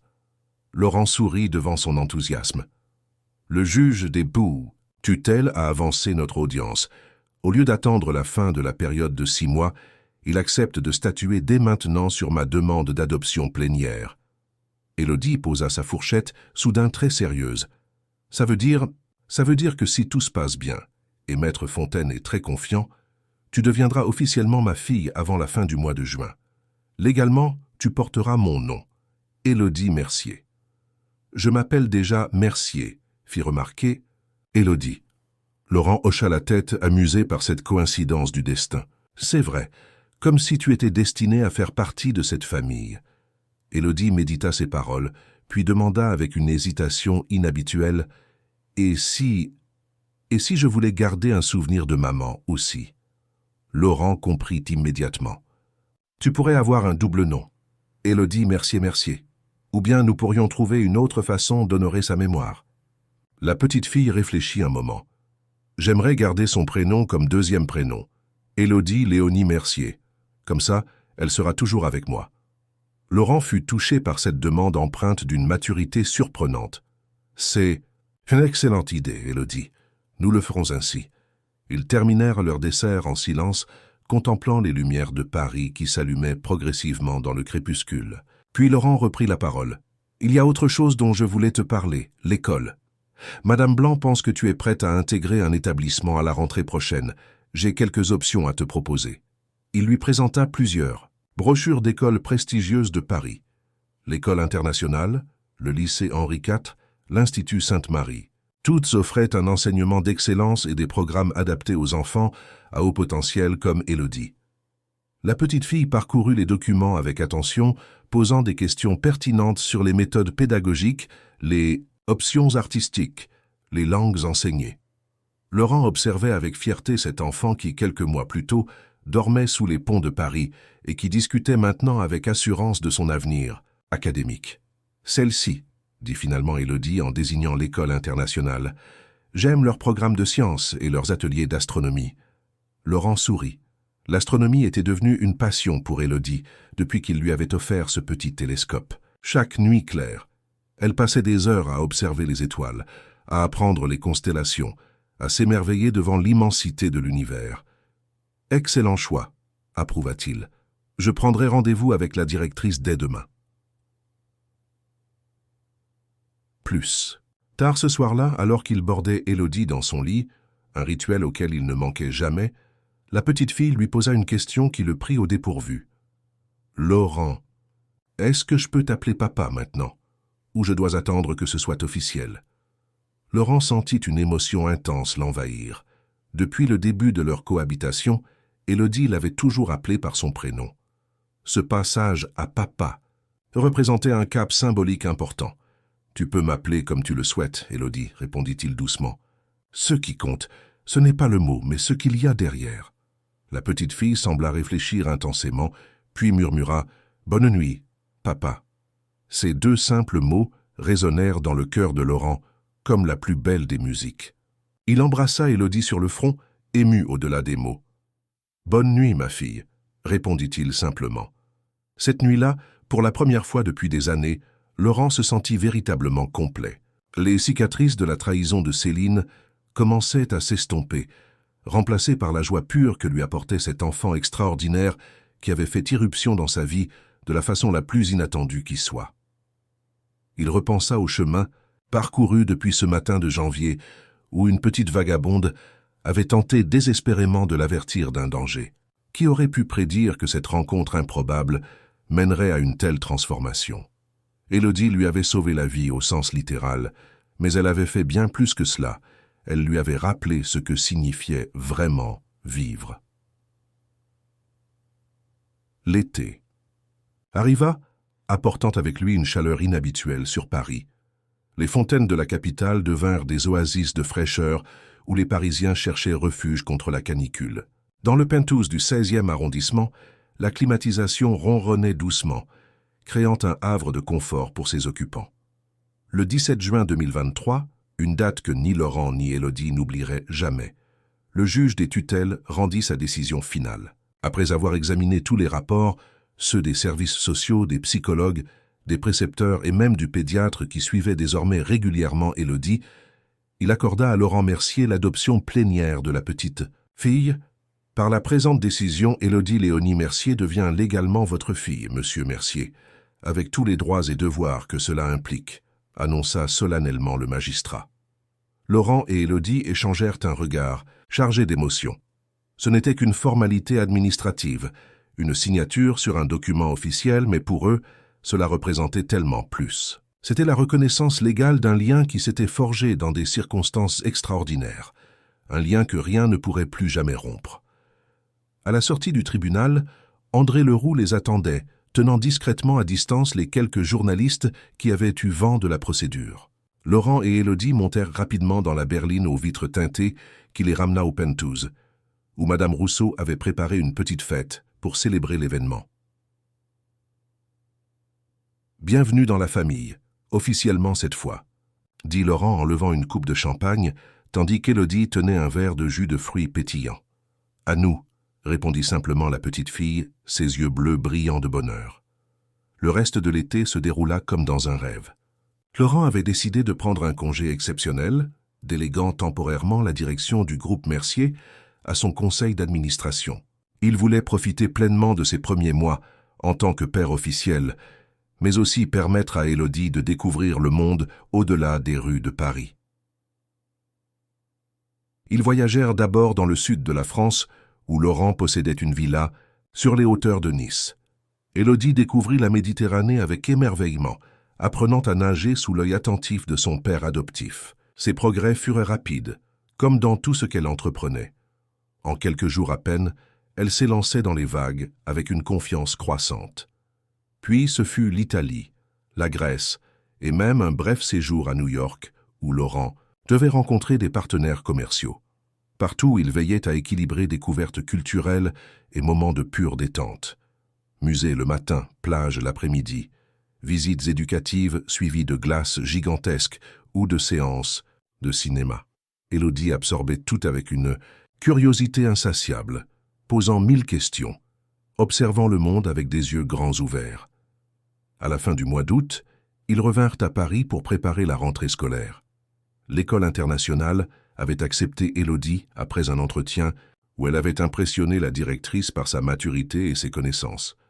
Elle intégrerait une classe adaptée à son niveau, avec un programme personnalisé pour combler progressivement ses dernières lacunes. Nerveuse, demanda Laurent la veille de la rentrée, alors qu'ils préparaient ensemble le cartable flambant neuf d'Élodie. La petite fille haussa les épaules, feignant l'indifférence, mais Laurent pouvait percevoir sa tension. « Un peu », admit-elle finalement. « Et si les autres élèves découvrent d'où je viens, que je vivais dans la rue avant ?» Laurent s'agenouilla pour être à sa hauteur, comme il le faisait toujours lorsqu'ils abordèrent des sujets importants. « Écoute-moi, Élodie, ton passé fait partie de toi, il t'a forgé, il t'a rendue forte et résiliente. Ce n'est pas quelque chose dont tu dois avoir honte, mais c'est à toi de décider ce que tu veux en partager et avec qui. » Il prit ses petites mains dans les siennes. « Quoi qu'il arrive, n'oublie jamais que je suis fier de toi, immensément fier, de la personne que tu es, de ton courage, de ta gentillesse, de ton intelligence. Le reste n'a pas d'importance. » Ces paroles rassurèrent Élodie, qui se blottit contre lui dans une étreinte silencieuse. La rentrée se passa mieux que prévu. Madame Leclerc, la directrice, avait personnellement veillé à ce que l'intégration d'Élodie se déroule en douceur. Les enseignants étaient prévenus de sa situation particulière sans connaître tous les détails. Quant aux autres élèves, ils accueillirent avec curiosité cette nouvelle venue qui semblait à la fois si semblable et si différente d'eux. « Comment c'était ?» demanda Laurent en venant la chercher ce premier jour, impatient de connaître ses impressions. Élodie grimpa dans la voiture, un léger sourire aux lèvres. C'était intéressant, différent de ce que j'imaginais. En bien ou en mal? Bien, je crois. Les professeurs sont gentils. Et j'ai rencontré une fille, Emma. Elle m'a invité à m'asseoir avec elle à la cantine. Laurent sourit, soulagé.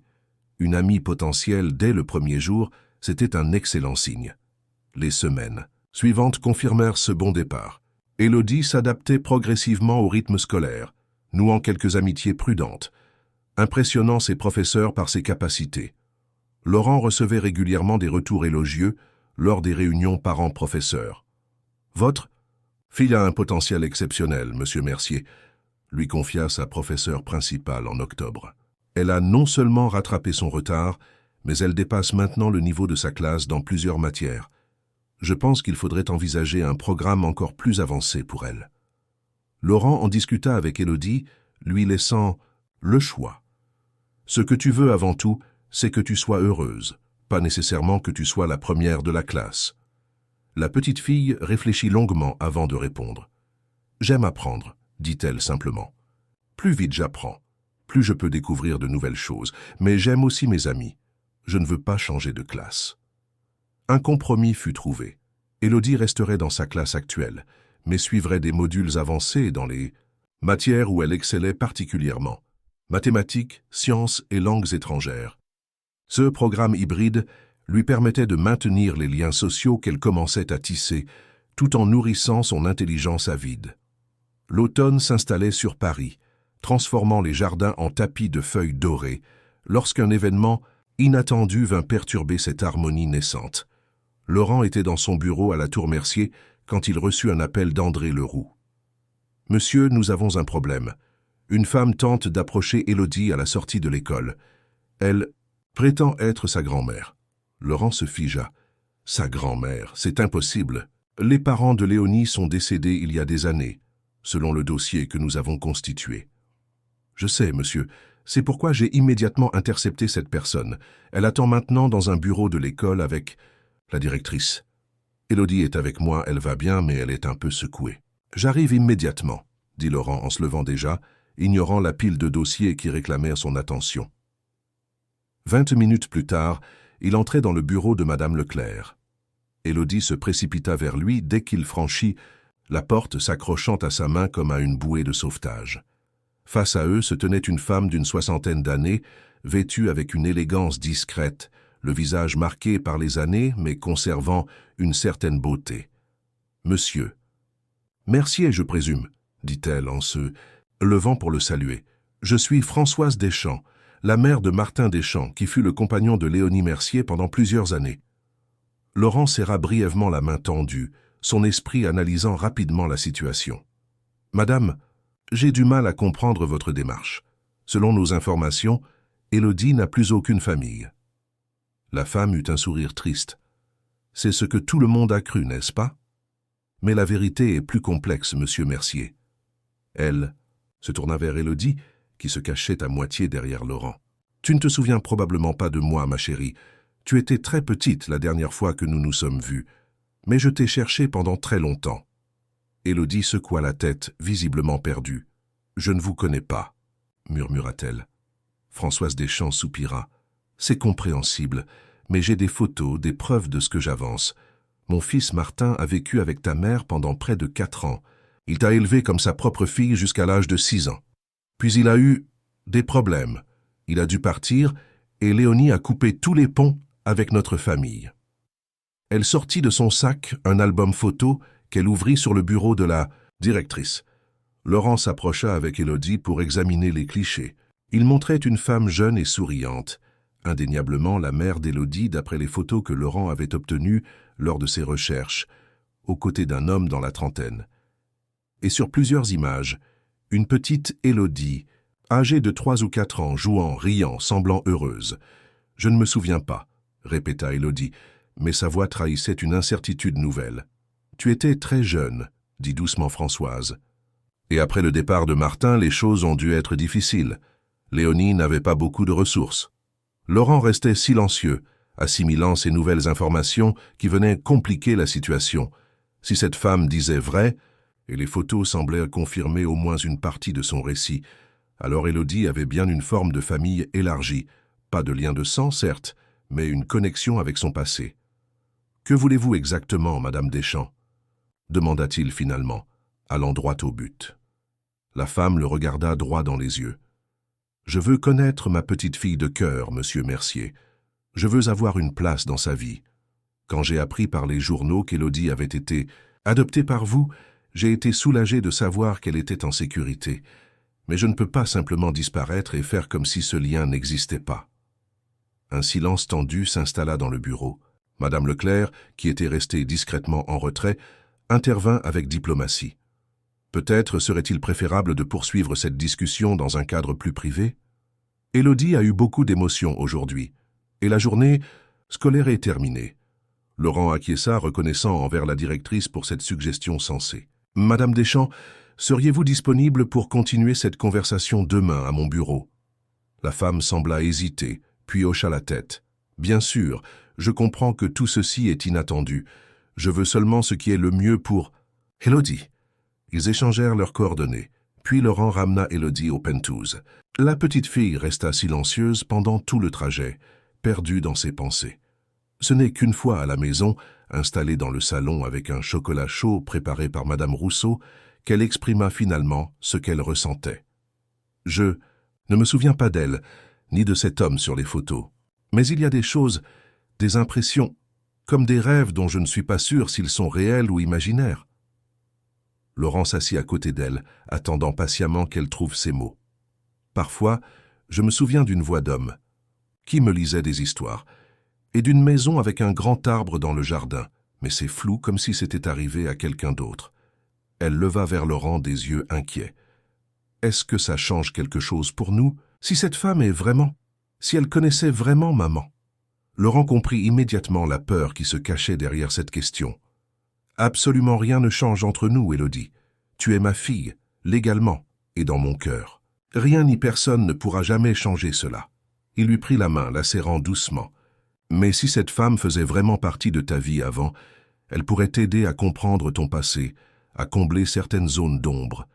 Ce serait une connexion avec ta mère, avec tes premières années. » Élodie médita ces paroles. « Tu veux dire que je pourrais la voir parfois, comme une grand-mère » Seulement si tu le souhaites, précisa Laurent, et uniquement à tes conditions. Si tu préfères ne pas la revoir, je respecterai ton choix. C'est à toi de décider. Cette nuit-là, Laurent contacta Maître Fontaine pour lui demander de vérifier discrètement les affirmations de Françoise Deschamps. L'avocat se mit immédiatement au travail, promettant des résultats rapides. Le lendemain, Laurent reçut Françoise dans son bureau à la Tour Mercier, sans Élodie cette fois, pour pouvoir parler librement. La femme apporta davantage de preuves de sa relation avec Léonie et la petite Élodie. Des lettres, d'autres photos, même un petit dessin enfantin signé « Pour Mamie Françoise », d'une écriture maladroite. Martin était comme un père pour elle, expliqua Françoise avec émotion. Léonie et lui se sont rencontrés quand Élodie avait à peine 2 ans. Ils ont vécu ensemble jusqu'à ses 6 ans. Puis Martin a eu des problèmes d'addiction. Il a perdu son travail et est devenu instable. Léonie a dû le quitter pour protéger Élodie. Laurent écoutait attentivement, assemblant les pièces du puzzle. « Et vous n'avez pas cherché à les retrouver plus tôt ?» J'ai essayé, mais Léonie avait déménagé sans laisser d'adresse. Elle avait peur que Martin ne les harcèle. J'ai respecté sa décision tout en espérant qu'un jour... Puis j'ai appris la maladie de Léonie par une connaissance commune, mais trop tard. Elle était déjà partie quand j'ai réussi à les localiser. Et Élodie avait disparu. Elle essuya une larme. J'ai contacté les services sociaux, signalé sa disparition, mais sans résultat. Jusqu'à ce que je voie cet article dans Le Figaro, sur le célèbre homme d'affaires Laurent Mercier, qui avait adopté une enfant prénommée Élodie. La coïncidence était trop grande. Laurent acquiesça lentement. Son instinct lui disait que cette femme était sincère. Les vérifications préliminaires de Maître Fontaine confirmaient d'ailleurs ses dires. Martin Deschamps avait bien vécu avec Léonie Mercier pendant la période mentionnée, et Françoise était effectivement sa mère. « Que proposez-vous concrètement, Madame Deschamps ?» La femme réfléchit avant de répondre. « Je ne veux pas perturber votre vie, ni celle d'Élodie. Je vois bien qu'elle est heureuse avec vous, et j'en suis sincèrement ravi. Je souhaiterais simplement pouvoir la voir occasionnellement. Partager avec elle des souvenirs de sa mère, de ses premières années. Être une présence bienveillante dans sa vie, si elle le permet. Et votre fils, Martin, est-il susceptible de réapparaître lui aussi ?» Une ombre passa sur le visage de Françoise. « Martin est en prison, monsieur Mercier. Il purge une peine de 5 ans pour trafic de stupéfiants. Il ne sera pas un facteur. Dans cette histoire, je peux vous l'assurer. » Laurent hocha la tête, méditant sur toutes ces informations. « Je ne prendrai aucune décision sans consulter Élodie, et si elle accepte de vous rencontrer à nouveau, ce sera en ma présence. Du moins au début. » « Bien sûr, acquiesça Françoise. Je ne demande rien de plus que ce qu'Élodie est prête à donner. » Cette conversation fut suivie de nombreuses autres. Laurent prit le temps d'expliquer la situation à Élodie dans les moindres détails, répondant à toutes ses questions, la rassurant sur ses inquiétudes. Le docteur Moreau fut également consulté, offrant son expertise professionnelle sur la meilleure façon de gérer cette réintroduction d'une figure du passé. Finalement, Élodie décida qu'elle voulait revoir Françoise Deschamps. Une rencontre fut organisée au Penthouse, dans l'environnement familier et sécurisant de son foyer. Madame Rousseau prépara des pâtisseries, Élodie mit une jolie robe, et Laurent resta à ses côtés, un soutien silencieux mais constant. La rencontre fut d'abord maladroite, emplie de silences gênés et de conversations hésitantes. Mais, progressivement, à mesure que Françoise partageait des anecdotes sur la petite enfance d'Élodie, des souvenirs sur sa mère, l'atmosphère se détendit. La petite fille posait des questions, absorbait les réponses, reconstituant peu à peu les premières années de sa vie dont elle n'avait gardé que des fragments épars. « Ta mère adorait te lire des histoires », raconta Françoise avec un sourire nostalgique. Elle avait une voix douce, presque musicale, et tu riais aux éclats quand elle imitait les différents personnages. Ces récits touchaient Élodie profondément. Sa mère devenait plus réelle, plus complète à travers ses souvenirs partagés. Ce n'était plus seulement la femme malade et fragile dont elle se rappelait, mais aussi une jeune mère aimante, pleine de vie et d'espoir. À la fin de cette première rencontre, quand Françoise s'apprêtait à partir, Élodie fit quelque chose qui surprit tout le monde. Elle s'avança spontanément et serra brièvement la vieille dame dans ses bras. « Merci d'être venue, dit-elle simplement. Les yeux de Françoise s'emplirent de larmes. « Merci de m'avoir laissé entrer dans ta vie, ma petite Élodie. » Sur le pas de la porte, elle se tourna vers Laurent. « Vous avez fait des miracles avec elle, monsieur Mercier. Léonie serait tellement reconnaissante de savoir sa fille entre de si bonnes mains. » Ces paroles touchèrent Laurent plus qu'il ne l'aurait imaginé.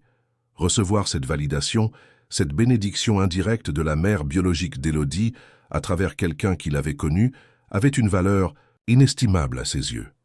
Dans les mois qui suivirent, Françoise devint progressivement une présence régulière mais discrète dans la vie d'Élodie.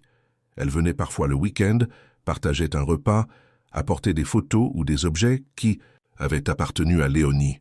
Chaque visite ajoutait une pièce au puzzle de l'identité d'Élodie, comblant petit à petit les vides de son passé. Laurent observait cette évolution avec un mélange de joie et d'appréhension. Il était heureux pour Élodie, qui semblait s'épanouir davantage en explorant ses racines. Mais une petite voix en lui craignait parfois que ces liens retrouvés ne finissent par fragiliser celui qu'il avait construit avec elle. Ces craintes s'avérèrent infondées. Un soir de décembre, alors qu'ils décoraient ensemble le grand sapin de Noël qui trônait dans le salon du Penthouse, Élodie lui dit quelque chose qui dissipa tous ses doutes. « Tu sais, papa, je suis contente d'avoir retrouvé Françoise. Elle me raconte des choses sur maman que je ne savais pas, et ça m'aide à me sentir complète. » Elle accrocha soigneusement une boule en cristal sur une branche, puis ajouta « Mais c'est toi ma vraie famille maintenant, c'est ici que je me sens chez moi. » Laurent sentit son cœur se gonfler d'amour et de gratitude. Il attira Élodie contre à lui dans une étreinte émue. « Je t'aime, ma fille, murmura-t-il, plus que tout au monde. »« Je t'aime aussi, papa, » répondit-elle avec la même intensité. Dehors, les premiers flocons de neige de l'hiver commençaient à tomber sur Paris, transformant la ville en un paysage féerique. Dans le Penthouse chaleureux, père et fille continuèrent à décorer leur sapin, symbole de leur premier Noël officiel en famille, entouré de lumières scintillantes et de promesses d'avenir. Le premier Noël d'Élodie et Laurent en tant que famille officielle fut mémorable. Le Penthouse, habituellement sobre et minimaliste, s'était transformé en un véritable écrin de fête sous la direction enthousiaste d'Élodie. Guirlandes scintillantes, décorations artisanales fabriquées à l'école, couronne de houx sur la porte d'entrée, rien ne manquait à l'ambiance festive qu'elle avait voulu créer. Laurent, qui n'avait plus célébré Noël avec cette intensité depuis son enfance, se laissait porter par l'enthousiasme contagieux de sa fille. Ils avaient même invité Françoise Deschamps à se joindre à eux pour le réveillon, ainsi que Madame Rousseau et André Leroux, qui faisaient désormais partie intégrante de leur cercle familial élargi. « C'est le plus beau Noël de toutes. »« C'est ma vie », confia Élodie à Laurent, alors qu'ils regardaient ensemble les lumières de Paris depuis la terrasse après le dîner de réveillon. Laurent sourit, ému par cette déclaration simple mais profonde. Pour lui aussi, c'était un Noël unique. L'année précédente, il avait passé les fêtes seul dans ce même penthouse, alors que Céline prétextait une session de shopping à Milan. Maintenant, il savait qu'elle avait probablement rencontré ses complices pour planifier sa disparition. Quelle ironie que cette tentative de trahison ait finalement conduit à la plus belle transformation de sa vie, l'arrivée d'Élodie. Le procès de Céline et de ses complices s'était conclu 2 mois plus tôt. Tous avaient été reconnus coupables. Céline avait écopé de 15 ans de prison ferme pour tentative de meurtre avec préméditation. Marcel Beaulieu et Philippe Dumas avaient reçu des peines légèrement moins lourdes en échange de leur coopération avec la justice. Laurent avait délibérément maintenu Élodie à l'écart de ces procédures, la protégeant des détails sordides qui avaient émergé au cours du procès, notamment le fait que Céline entretenait une relation avec un associé de Laurent depuis plus de 2 ans et qu'ensemble, ils avaient planifié de prendre le contrôle du groupe Mercier après sa disparition. Cette page sombre était désormais tournée. Le divorce avait été prononcé, les actifs répartis, Céline n'ayant droit qu'à une fraction minimale compte tenu des circonstances, et Laurent avait choisi de se concentrer entièrement sur l'avenir, un avenir lumineux avec Élodie. Le 6. Jour de Noël, la petite fille découvrit sous le sapin une multitude de cadeaux soigneusement choisis. Livres d'astronomie avancés, télescopes professionnels, microscopes électroniques, vêtements, jeux éducatifs. Laurent avait voulu combler tous ses désirs, mais aussi stimuler sa curiosité intellectuelle insatiable. Le plus beau cadeau, cependant, fut celui qu'Élodie reçut de la part de Françoise. Un album photo retraçant les premières années de sa vie, accompagné d'un médaillon en argent qui avait appartenu à Léonie. À l'intérieur du médaillon, une minuscule photo montrait Léonie tenant Élodie bébé dans ses bras, toutes deux souriant à l'objectif. « Pour que tu aies toujours ta mère près de ton cœur », expliqua doucement Françoise, en aidant Élodie à attacher le bijou autour de son cou. La petite fille caressa le médaillon avec révérence, puis se tourna vers Laurent, une question muette dans ses yeux bleus. Il hocha la tête en souriant, comprenant parfaitement son inquiétude non formulée. Bien sûr qu'elle pouvait porter ce souvenir de sa mère biologique. Cela ne diminuait en rien leur lien à eux. « Il est magnifique, » dit-il sincèrement. « Ta mère serait heureuse de te voir le porter. » L'hiver céda progressivement la place au printemps. Élodie continuait de s'épanouir à l'école internationale où elle excellait désormais dans toutes les matières. Ses professeurs parlaient d'elle comme d'une élève exceptionnelle, possédant non seulement une intelligence remarquable, mais aussi une maturité émotionnelle rare pour son âge.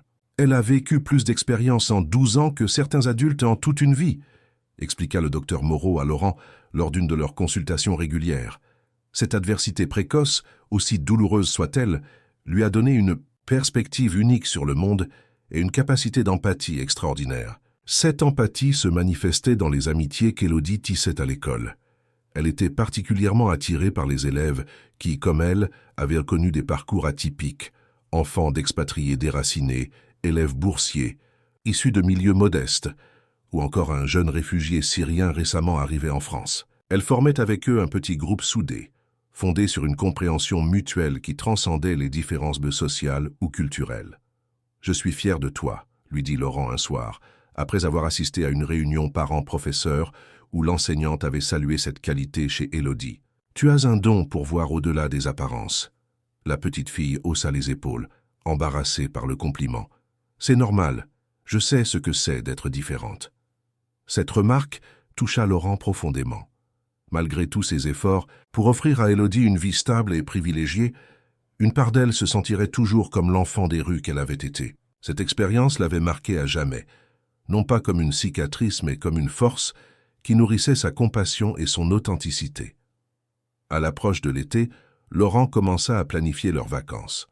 L'année précédente, ils avaient voyagé à travers l'Europe et les États-Unis, découvrant de nouvelles cultures, de nouveaux paysages. Cette année, ils voulaient quelque chose de différent.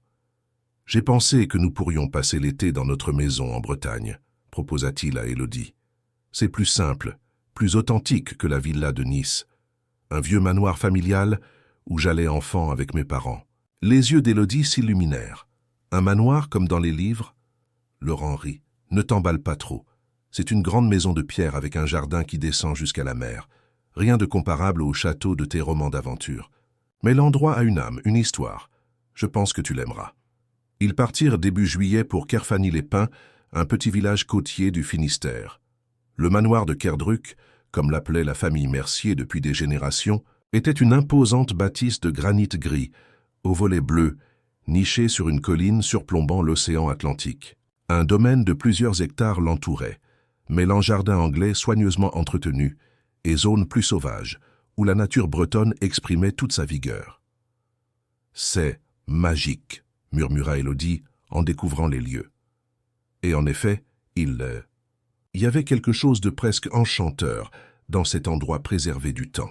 Les pièces spacieuses aux poutres apparentes, les cheminées monumentales, les meubles anciens qui racontaient l'histoire de la famille Mercier depuis plus d'un siècle.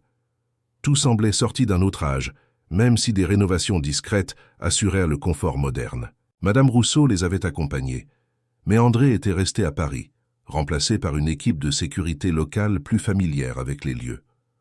Le manoir était suffisamment isolé pour garantir leur tranquillité, tout en restant accessible au village en quelques minutes de marche. Françoise Deschamps avait été invitée à les rejoindre pour 2 semaines en août. Sa relation avec Élodie continuait de s'approfondir, nourrie par les souvenirs qu'elle partageait et l'affection sincère qu'elle portait à la petite fille. Laurent, initialement vigilant, avait fini par apprécier cette femme discrète et bienveillante qui enrichissait la vie d'Élodie sans jamais chercher à empiéter sur son rôle de père. Les journées au manoir s'écoulaient dans une douce routine estivale. Matinées à la plage en contrebas, accessible uniquement depuis le domaine par un escalier taillé. Dans la falaise. Après-midi de lecture à l'ombre des chênes centenaires du parc ou d'exploration des criques et des grottes qui parsemèrent la côte. Soirée sur la terrasse face à l'océan, à contempler le soleil couchant tout en dégustant les fruits de mer frais que le cuisinier local préparait avec talent.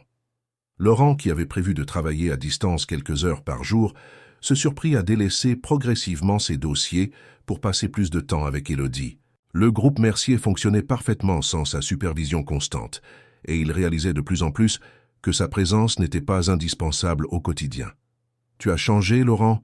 lui fit remarquer Françoise un soir, alors qu'il prenait un café sur la terrasse après qu'Élodie fût montée se coucher.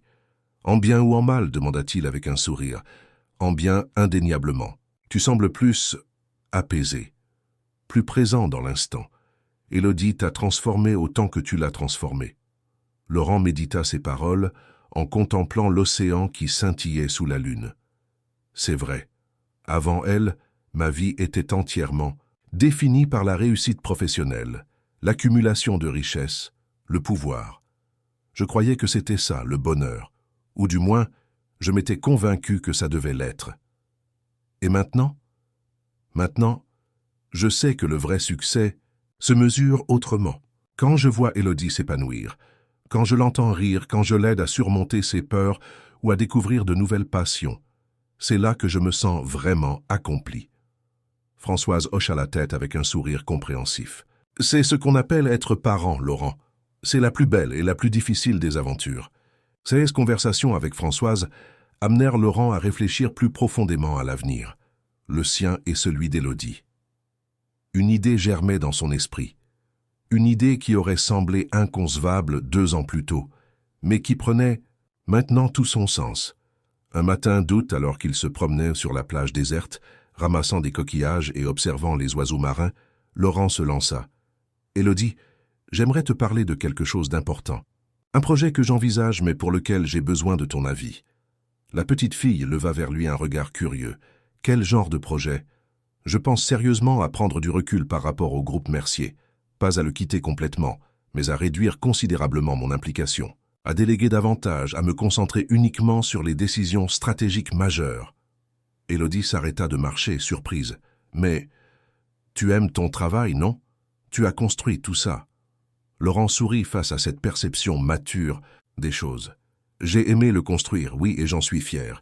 Mais ces derniers mois m'ont fait réaliser que d'autres choses comptent davantage pour moi maintenant. Toi, principalement. » Et il s'accroupit pour être à sa hauteur, un geste devenu habituel entre eux lorsqu'ils abordaient des sujets importants. « J'ai aussi envie de faire quelque chose de différent. De plus, significatif, peut-être. J'envisage de créer une fondation, une organisation qui aiderait les enfants en situation de rue, comme tu l'as été, qui leur offrirait un abri, une éducation, une chance de s'en sortir. » Les yeux d'Élodie s'écarquillèrent. « Vraiment, tu ferais ça? J'y pense depuis un moment. Ton histoire m'a ouvert les yeux sur une réalité que j'ignorais largement avant. Il y a des milliers d'enfants comme toi à Paris, et dans toute la France. Des enfants intelligents, courageux, qui n'ont simplement pas eu de chance. Je voudrais utiliser mes ressources, mon influence pour changer leur vie. » Élodie resta silencieuse un long moment, fixant l'horizon où le ciel et l'océan se confondaient. Puis elle se tourna vers lui, une détermination nouvelle dans le regard. « Je veux t'aider, » déclara-t-elle. « Je sais ce dont ces enfants ont besoin, ce qui manque dans les foyers actuels, pourquoi certains s'enfuient comme je l'ai fait. Je pourrais être utile. » Laurent fut touché par cet engagement spontané. « Ce serait merveilleux, Élodie. Ton expérience serait inestimable pour concevoir des programmes vraiment adaptés. Mais je ne veux pas que cela devienne un fardeau pour toi, ou que ça te ramène trop à des souvenirs douloureux. » Elle secoua la tête avec assurance. « Ce ne sera pas un fardeau, au contraire. Ça donnera un sens à tout ce que j'ai vécu. Comme si toutes ces années difficiles avaient finalement une raison d'être. » Cette réflexion, d'une profondeur inattendue même pour Élodie, émut Laurent jusqu'aux larmes. À 12 ans à peine, sa fille avait déjà compris quelque chose que beaucoup d'adultes mettent une vie entière à saisir. La souffrance peut être transformée en force, et les épreuves personnelles en source de compassion active pour les autres. Alors nous le ferons ensemble, promit-il. La Fondation Élodie. Mercier. Qu'en dis-tu? La petite fille rougit à l'idée que son nom soit associé à un tel projet. Pourquoi pas simplement la Fondation Mercier?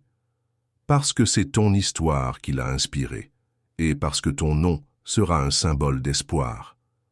Pour ses enfants. La preuve vivante qu'on peut passer de la rue aux étoiles. Élodie médita ces paroles, puis hocha lentement la tête. D'accord, mais à une condition.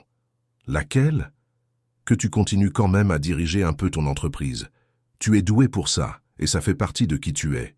Je ne veux pas que tu abandonnes quelque chose que tu aimes juste pour moi. Laurent fut touché par cette préoccupation. Ce n'est pas un sacrifice, Élodie, c'est un choix.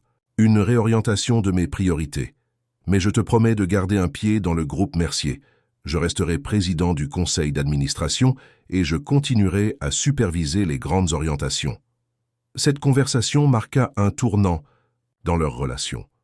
Ce n'était plus seulement un père et sa fille, mais deux partenaires unis dans un projet commun qui les dépassait. Dès leur retour à Paris en septembre, Laurent mit en mouvement les rouages nécessaires à la création de la Fondation.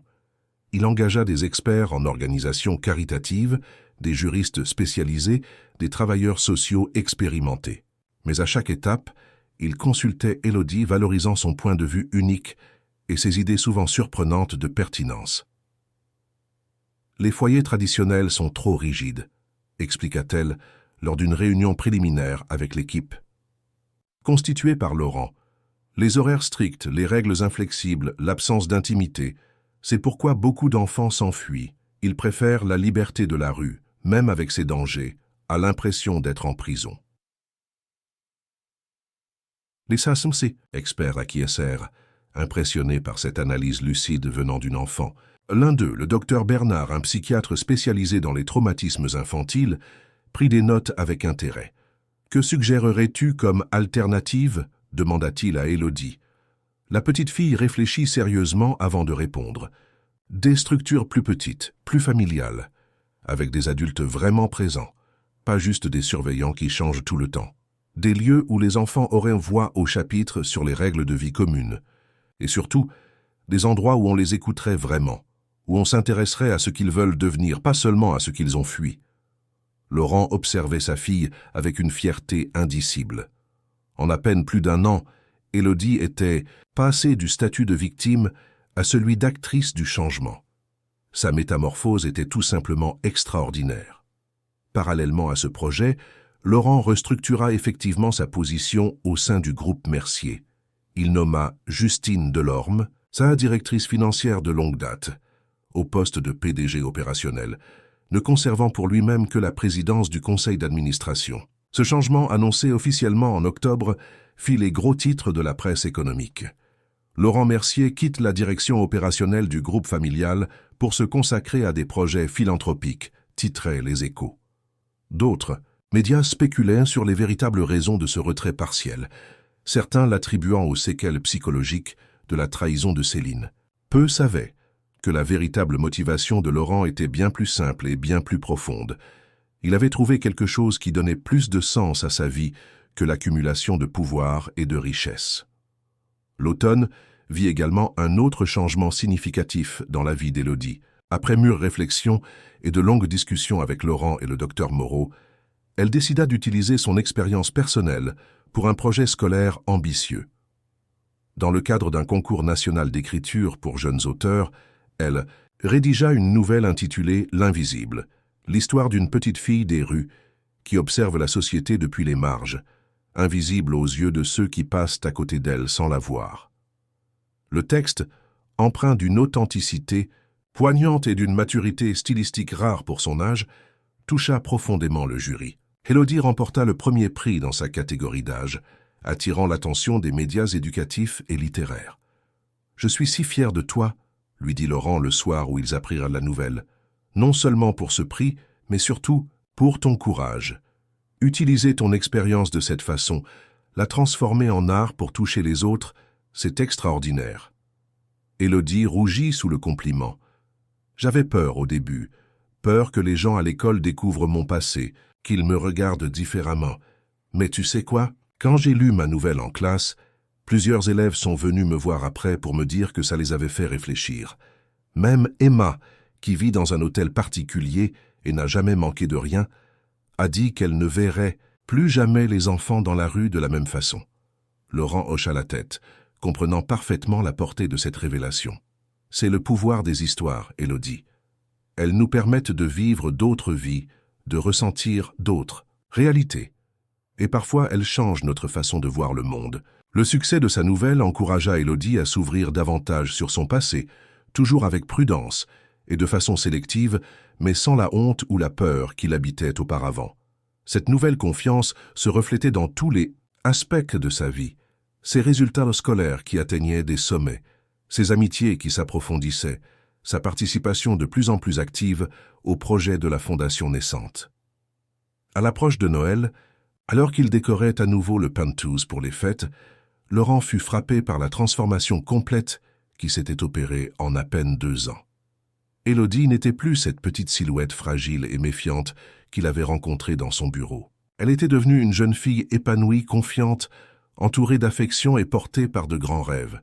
Quant à lui, il n'était plus cet homme d'affaires solitaire, obsédé par la réussite professionnelle et inconscient du vide émotionnel de sa vie. Grâce à Élodie, il avait redécouvert l'essentiel. L'amour inconditionnel, la joie simple du partage, le privilège d'accompagner un être en devenir. « À quoi penses-tu » demanda Élodie, en le voyant perdu dans ses réflexions. Une guirlande, dorée entre les mains. Laurent sourit, revenant au moment présent.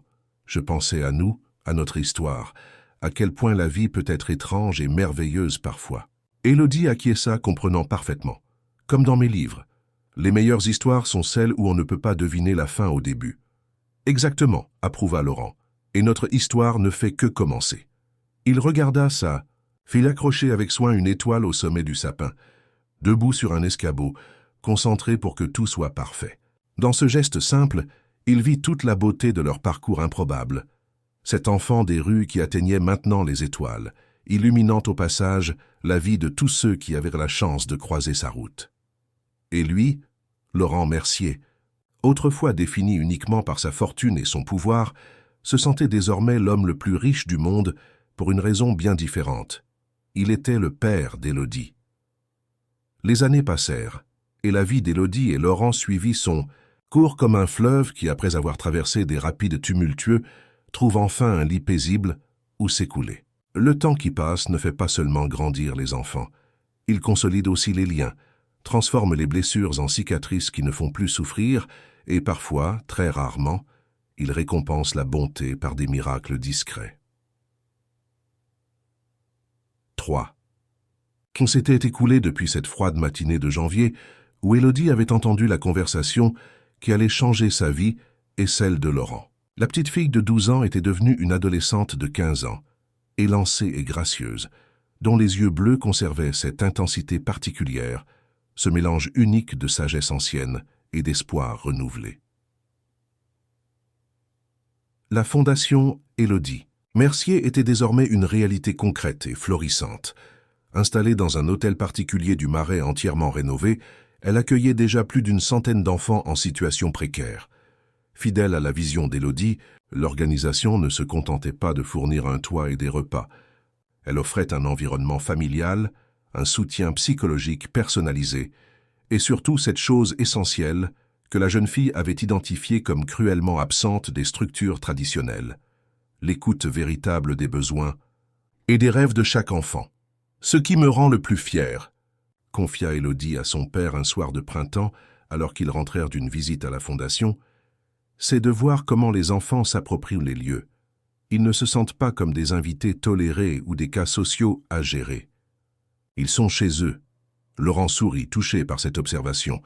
En effet, la différence était frappante entre les foyers classiques qu'ils avaient visités lors de leurs recherches initiales et leur fondation. Ici, les enfants avaient choisi les couleurs des murs, participé à l'aménagement des espaces communs, proposé des activités. Chacun disposait d'une chambre individuelle, petite mais personnalisable à souhait. Les règles étaient établies collectivement, et bien que fermes sur les principes essentiels, elles laissaient place à la flexibilité du quotidien. C'est ton intelligence émotionnelle qui a rendu cela possible, répondit Laurent avec fierté. Tu as su traduire ton expérience en solutions concrètes. L'adolescente rougit légèrement. Même après toutes ces années, elle avait encore du mal à accepter complètement les compliments. C'est notre travail d'équipe, corrigea-t-elle doucement. Sans tes ressources et ta détermination, mes idées seraient restées des vœux pieux. Cette capacité à reconnaître la contribution de chacun était l'une des nombreuses qualités qu'Élodie avait développées. À l'école internationale, elle était désormais connue non seulement pour ses résultats académiques exceptionnels, mais aussi pour son leadership naturel et bienveillant. Présidente du conseil des élèves, elle avait initié plusieurs projets sociaux qui impliquaient ses camarades privilégiés dans des actions concrètes auprès d'enfants défavorisés. Son histoire personnelle n'était plus un secret soigneusement gardé, mais un témoignage qu'elle partageait avec discernement lorsque cela pouvait servir une cause plus grande. L'année précédente, elle avait même participé à une conférence TED Jeunesse, où son discours sur la visibilité des invisibles avait ému l'audience aux larmes et été visionné plus d'1 million de fois sur Internet. Laurent avait observé cette évolution avec un mélange d'émerveillement et de respect. Sa fille ne se contentait pas de surmonter son passé traumatique, elle le transformait en force motrice pour changer le monde autour d'elle. C'était une leçon d'humilité et d'inspiration permanente pour lui. De son côté, Laurent Mercier avait également connu une profonde métamorphose. L'homme d'affaires impitoyable, exclusivement focalisé sur les résultats financiers, s'était progressivement effacé pour laisser place à un leader visionnaire dont les décisions étaient désormais guidées par des valeurs humaines profondes. Le groupe Mercier, sous la direction opérationnelle de Justine Delorme, avait non seulement maintenu sa rentabilité, mais s'était également réinventé comme pionnier de l'entrepreneuriat socialement responsable. Un fonds d'investissement interne avait été créé pour soutenir des start-up développant des solutions innovantes aux problèmes sociaux et environnementaux. Les politiques de ressources humaines avaient été entièrement repensées pour favoriser l'équilibre vie professionnelle-vie personnelle des employés. « C'est comme si tu avais provoqué un effet domino positif », observa un jour Françoise Deschamps, qui était devenue au fil des ans une confidente précieuse pour Laurent. « En changeant ta vie pour Élodie, tu as fini par transformer toute ton entreprise. » Et bien au-delà, ajouta Laurent pensivement. Plusieurs de nos concurrents commencent à nous imiter. Ils réalisent que cette approche n'est pas seulement éthiquement supérieure, mais aussi économiquement viable sur le long terme. Françoise, qui approchait maintenant les 70 ans, mais conservait une vivacité d'esprit remarquable, sourit avec sagesse. Léonie serait tellement fière de voir ce que sa fille s'est devenue et comment elle a changé ton monde. La mention de Léonie, la mère biologique d'Élodie, ne provoquait plus de pincement au cœur chez Laurent. Au contraire, il avait développé une forme de gratitude envers cette femme qu'il n'avait jamais connue, mais qui avait mis au monde cet enfant extraordinaire. Avec l'aide de Françoise, ils avaient même créé un petit mémorial pour elle dans le jardin du Penthouse, un cerisier japonais qui fleurissait magnifiquement chaque printemps, accompagné d'une simple plaque portant son nom et les dates de sa vie trop brève. Élodie s'y recueillait parfois, surtout aux anniversaires importants. Son médaillon contenant la photo de sa mère ne quittait jamais son cou, un rappel constant de ses origines et du chemin parcouru. L'été de ses 15 ans apporta un nouveau tournant dans la vie d'Élodie. Laurent avait organisé un voyage exceptionnel, un périple de 3 mois à travers l'Afrique, l'Asie et l'Amérique latine, spécifiquement conçu pour visiter diverses initiatives d'aide à l'enfance dans des contextes culturels variés.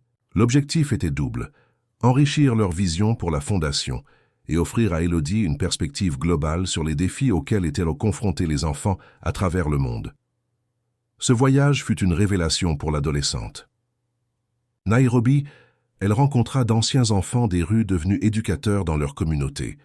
À Bangkok, elle découvrit un programme novateur utilisant les arts comme thérapie pour les jeunes victimes de trafic. À Lima, elle fut impressionnée par une coopérative dirigée par des adolescents qui créaient et vendaient leur artisanat pour financer leur éducation. C'est fascinant de voir comment chaque culture aborde ces problèmes différemment, nota-t-elle dans le journal de voyage qu'elle tenait scrupuleusement. Mais partout, j'observe le même principe fondamental. Les solutions les plus efficaces sont celles qui impliquent activement les enfants eux-mêmes, qui respectent leur agentivité et leur dignité. Laurent, qui lisait ses réflexions avec fierté, s'émerveillait de la maturité intellectuelle et émotionnelle de sa fille. À un âge où beaucoup d'adolescents se préoccupaient principalement de leur apparence et de leur popularité, Élodie développait une compréhension nuancée des systèmes sociaux complexes et une vision globale du changement. Ce fut lors de leur escale à Kyoto, alors qu'ils visitaient un ancien temple bouddhiste transformé en centre communautaire pour enfants défavorisés, qu'Élodie lui fit part d'une décision importante. « Papa, je crois que j'ai trouvé ce que je veux faire plus tard, » annonça-t-elle alors qu'il contemplait un jardin zen parfaitement entretenu. Laurent lui sourit, intrigué. « Je t'écoute. Je veux étudier le droit international et les politiques publiques avec une spécialisation en droit de l'enfant. Je veux pouvoir agir non seulement sur le terrain avec notre fondation, mais aussi au niveau des législations et des institutions internationales. » Laurent considéra cette ambition avec respect. « C'est un objectif admirable et parfaitement adapté à tes talents. Tu as toujours eu cette capacité à voir à la fois les détails concrets et la vue d'ensemble. » Élodie hocha la tête, son regard perdu dans l'harmonie parfaite des pierres et du sable ratissé du jardin zen.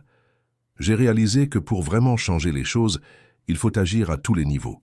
Les initiatives locales comme notre fondation sont essentielles, mais les cadres juridiques et politiques déterminent ce qui est possible à grande échelle.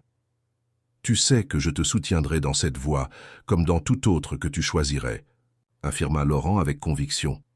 L'adolescente lui adressa un regard empreint de reconnaissance. « Je sais, papa. C'est ce qui me donne la force d'avoir de grands rêves.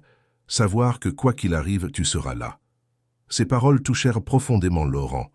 Offrir cette sécurité inconditionnelle à Élodie, ce socle stable à partir duquel elle pouvait s'élancer vers l'avenir sans crainte, était peut-être sa plus grande réussite, bien plus significative à ses yeux que tous les empires financiers qu'il avait bâtis. À leur retour en France, l'automne était déjà bien installé. Élodie reprit le chemin de l'école avec une motivation renouvelée, tandis que Laurent s'attelait à l'intégration des nouvelles idées récoltées pendant leur voyage dans le fonctionnement de la fondation. Un projet en particulier leur tenait à cœur, la création d'un réseau international d'échanges entre jeunes issus de milieux défavorisés mais ayant réussi à transformer leur vie. L'idée était de faciliter le partage d'expériences et de solutions entre ces experts par vécu, comme Élodie les appelait, transcendant les frontières géographiques et culturelles. Nous pourrions commencer avec une conférence annuelle, puis développer une plateforme digitale pour maintenir les liens tout au long de l'année, suggéra Élodie lors d'une réunion de travail avec l'équipe de la Fondation. Dr Bernard, le psychiatre qui était devenu le directeur médical de l'organisation, hocha la tête avec enthousiasme. C'est exactement ce type d'initiative horizontale, non hiérarchique, qui manque dans le secteur. Trop souvent, nous imposons des solutions venues d'en haut sans valoriser l'expertise unique de ceux qui ont vécu ces situations. Le projet fut rapidement approuvé par le conseil d'administration de la Fondation, où siégèrent désormais, aux côtés d'experts reconnus, 2 anciens enfants des rues devenus travailleurs sociaux. Laurent avait insisté sur cette diversité de perspectives dans la gouvernance, une autre idée inspirée par les observations d'Élodie. À l'approche des fêtes de fin d'année, une nouvelle inattendue vint bouleverser leur quotidien. Un matin de décembre, alors qu'Élodie prenait son petit déjeuner avant de partir pour l'école, Laurent reçut un appel qui le laissa visiblement ébranlé. « Que se passe-t-il » demanda l'adolescente, inquiète devant l'expression troublée de son père. Laurent prit une profonde inspiration avant de répondre. C'était Maître Fontaine, Céline, mon ex-femme. Elle est gravement malade, un cancer en phase terminale. Les médecins de la prison lui donnent quelques mois, tout, au plus. Élodie assimila cette information en silence. Céline Mercier, la femme qui avait tenté de faire disparaître Laurent, celle dont le complot avait indirectement mené à leur rencontre, n'était plus qu'une figure lointaine dans leur vie. Son nom n'était presque jamais prononcé comme s'il appartenait à une autre époque, à une autre réalité. « Elle a demandé à me voir », poursuivit Laurent visiblement tiraillé. « Pour s'excuser, apparemment. »« Tu vas y aller » demanda Élodie doucement, sans jugement. Laurent passa une main dans ses cheveux, geste qu'il faisait rarement et qui trahissait son trouble intérieur. « Je ne sais pas. Une partie de moi n'en voit pas l'intérêt. Pourquoi remuer ce passé? Mais une autre partie pense que, peut-être, cela apporterait une forme de clôture, Élodie. Réfléchit un moment puis posa sa main sur celle de son père. Tu m'as appris que parfois, les secondes chances sont importantes. Pas pour l'autre personne, mais pour soi-même. Pour se libérer complètement. Laurent la regarda avec émerveillement. Comment cette jeune fille pouvait-elle faire preuve d'une telle sagesse? Tu as raison, admit-il finalement. Je vais y réfléchir sérieusement. Après plusieurs jours de réflexion et une longue conversation avec le docteur Moreau, qui suivait toujours occasionnellement la famille, Laurent décida de rendre visite à Céline à l'hôpital pénitentiaire. Il y alla seul, bien sûr, protégeant Élodie de cette rencontre potentiellement perturbante. Ce qu'il trouva là-bas était aux antipodes de la femme élégante et manipulatrice qu'il avait connue. Céline était méconnaissable, amaigrie par la maladie, ses cheveux autrefois parfaits réduits à quelques mèches ternes. Seuls ses yeux conservaient une étincelle de la détermination qui l'avait toujours caractérisée. « Merci d'être venu », dit-elle d'une voix faible lorsqu'il entra dans la chambre sécurisée. Laurent prit place sur la chaise à côté du lit, maintenant une distance physique et émotionnelle prudente. « Tu voulais me parler ?» Céline hocha la tête, prenant un moment pour rassembler ses forces. « Je voulais te dire que je suis désolé, pas seulement pour ce que j'ai essayé de te faire, mais pour la personne que j'étais, pour tout. » Le silence s'étira entre eux, chargé du poids de leur histoire commune et de sa fin brutale. « La prison et maintenant cette maladie, ça donne du temps pour réfléchir, poursuivit-elle. Je ne cherche pas ton pardon, Laurent. Je sais que ce que j'ai fait est impardonnable. Je voulais juste que tu saches que je reconnais pleinement ma culpabilité et que je regrette profondément mes actions. » Laurent l'observa attentivement, cherchant dans ses traits émaciés des signes de manipulation ou de fausseté. Il n'en trouva pas. Pour la première fois peut-être, Céline semblait authentiquement sincère. « J'ai appris pour ta fondation, » ajouta-t-elle avec un faible sourire. « Pour la petite fille que tu as adoptée. C'est bien. Tu as toujours eu cette capacité de compassion en toi, même si je la méprisais comme une faiblesse à l'époque. »« Élodie m'a sauvé, » répondit simplement Laurent. « Pas seulement de ton complot, mais d'une vie qui n'en était pas vraiment une. Elle m'a rappelé ce qui compte vraiment. » Céline ferma brièvement les yeux, comme si cette vérité lui causait une douleur physique. « J'espère qu'elle te rendra heureux pour le reste de ta vie. » La visite ne dura pas longtemps. Il n'y avait pas grand-chose d'autre à dire. En partant, Laurent se sentit étrangement léger, comme si un poids dont il n'avait pas pleinement conscience s'était enfin dissipé. Ce n'était pas du pardon à proprement parler, mais une forme d'acceptation qui lui permettait de refermer définitivement ce chapitre de sa vie. Lorsqu'il raconta cette rencontre à Élodie le soir même, elle l'écouta attentivement, percevant les nuances de ses émotions avec cette intuition particulière qui la caractérisait. « Tu as fait ce qu'il fallait, » dit-elle simplement quand il eut terminé. « Maintenant, nous pouvons vraiment aller de l'avant sans aucune ombre du passé. » Ces paroles résonnèrent profondément en Laurent. Oui, il pouvait désormais avancer pleinement, libre des fantômes qui les avaient parfois hantés malgré leur bonheur quotidien.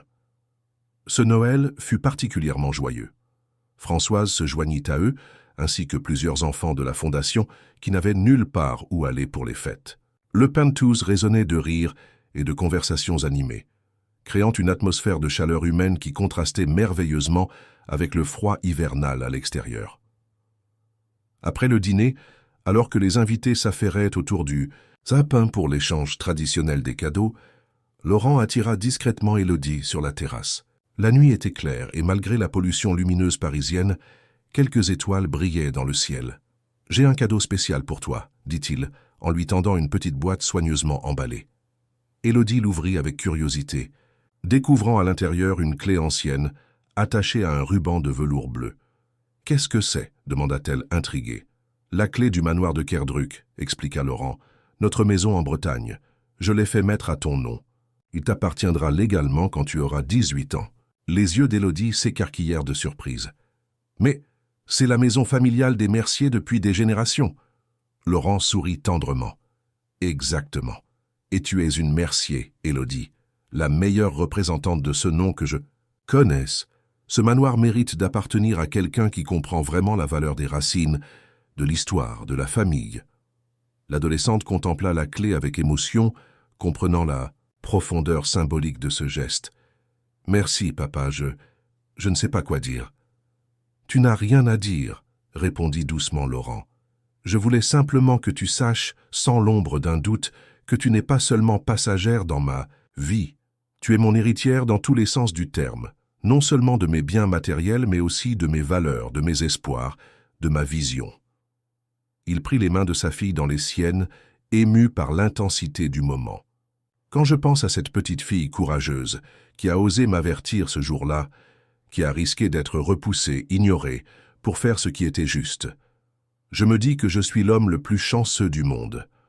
Les yeux d'Élodie brillaient de larmes contenues. C'est moi qui ai eu de la chance. Tu aurais pu m'ignorer, me faire jeter dehors. Au lieu de ça, tu m'as écouté, tu m'as cru. Tu m'as donné une maison, une famille, un avenir. Et tu m'as donné une seconde vie, répondit Laurent. Une vie avec un vrai sens, un vrai but. Ils se regardèrent un long moment, père et fille unis par un lien que ni le sang, ni la loi, ni même le temps ne pourraient jamais vraiment définir. C'était quelque chose de plus profond, forgé dans les circonstances les plus improbables et renforcé par chaque jour passé ensemble. Au loin, les cloches de Notre-Dame commencèrent à sonner, annonçant minuit. Une nouvelle journée, une nouvelle année bientôt. De nouveaux défis, de nouvelles aventures les attendaient. La fondation continuerait de s'étendre, touchant la vie de toujours plus d'enfants. Élodie poursuivrait son chemin vers l'excellence académique, préparant son avenir d'avocate internationale. Laurent continuerait d'équilibrer son rôle de président du groupe Mercier et son engagement philanthropique croissant. Mais au cœur de tout cela, il y aurait toujours cette vérité simple et inébranlable. Ils s'étaient sauvés mutuellement. Une petite fille des rues et un milliardaire solitaire, réunis par le destin dans les circonstances les plus improbables, avaient créé ensemble quelque chose de plus précieux que toutes les fortunes du monde. Une famille fondée non pas sur le sang ou l'obligation, mais sur le choix délibéré de s'aimer et de se soutenir, quoi qu'il arrive. « Joyeux Noël, papa !» murmura Élodie en se blottissant contre Laurent, tandis que les dernières notes des cloches s'évanouissaient dans la nuit parisienne. « Joyeux Noël, ma fille !» répondit-il simplement, sachant que dans ces 3 mots simples résidait tout, l'essentiel de sa vie. Fin de l'histoire, chers auditeurs. Nous espérons que l'histoire d'Élodie et Laurent vous a touché au plus profond de votre cœur. Pour continuer ce voyage émotionnel, nous avons préparé une playlist spéciale avec des histoires tout aussi captivantes. Retrouvez-la en cliquant sur le lien à votre gauche. Si cette histoire vous a plu, n'oubliez pas de vous abonner à notre chaîne et de laisser un j'aime à cette vidéo. Chaque jour, nous vous proposons des histoires uniques qui explorent la complexité de la vie, des rencontres qui transforment et des destins entrecroisés. Partagez vos impressions et vos émotions dans les commentaires. Votre histoire préférée pourrait être notre prochain récit. Nous vous attendons pour de nouvelles aventures pleines d'émotions et de rebondissements.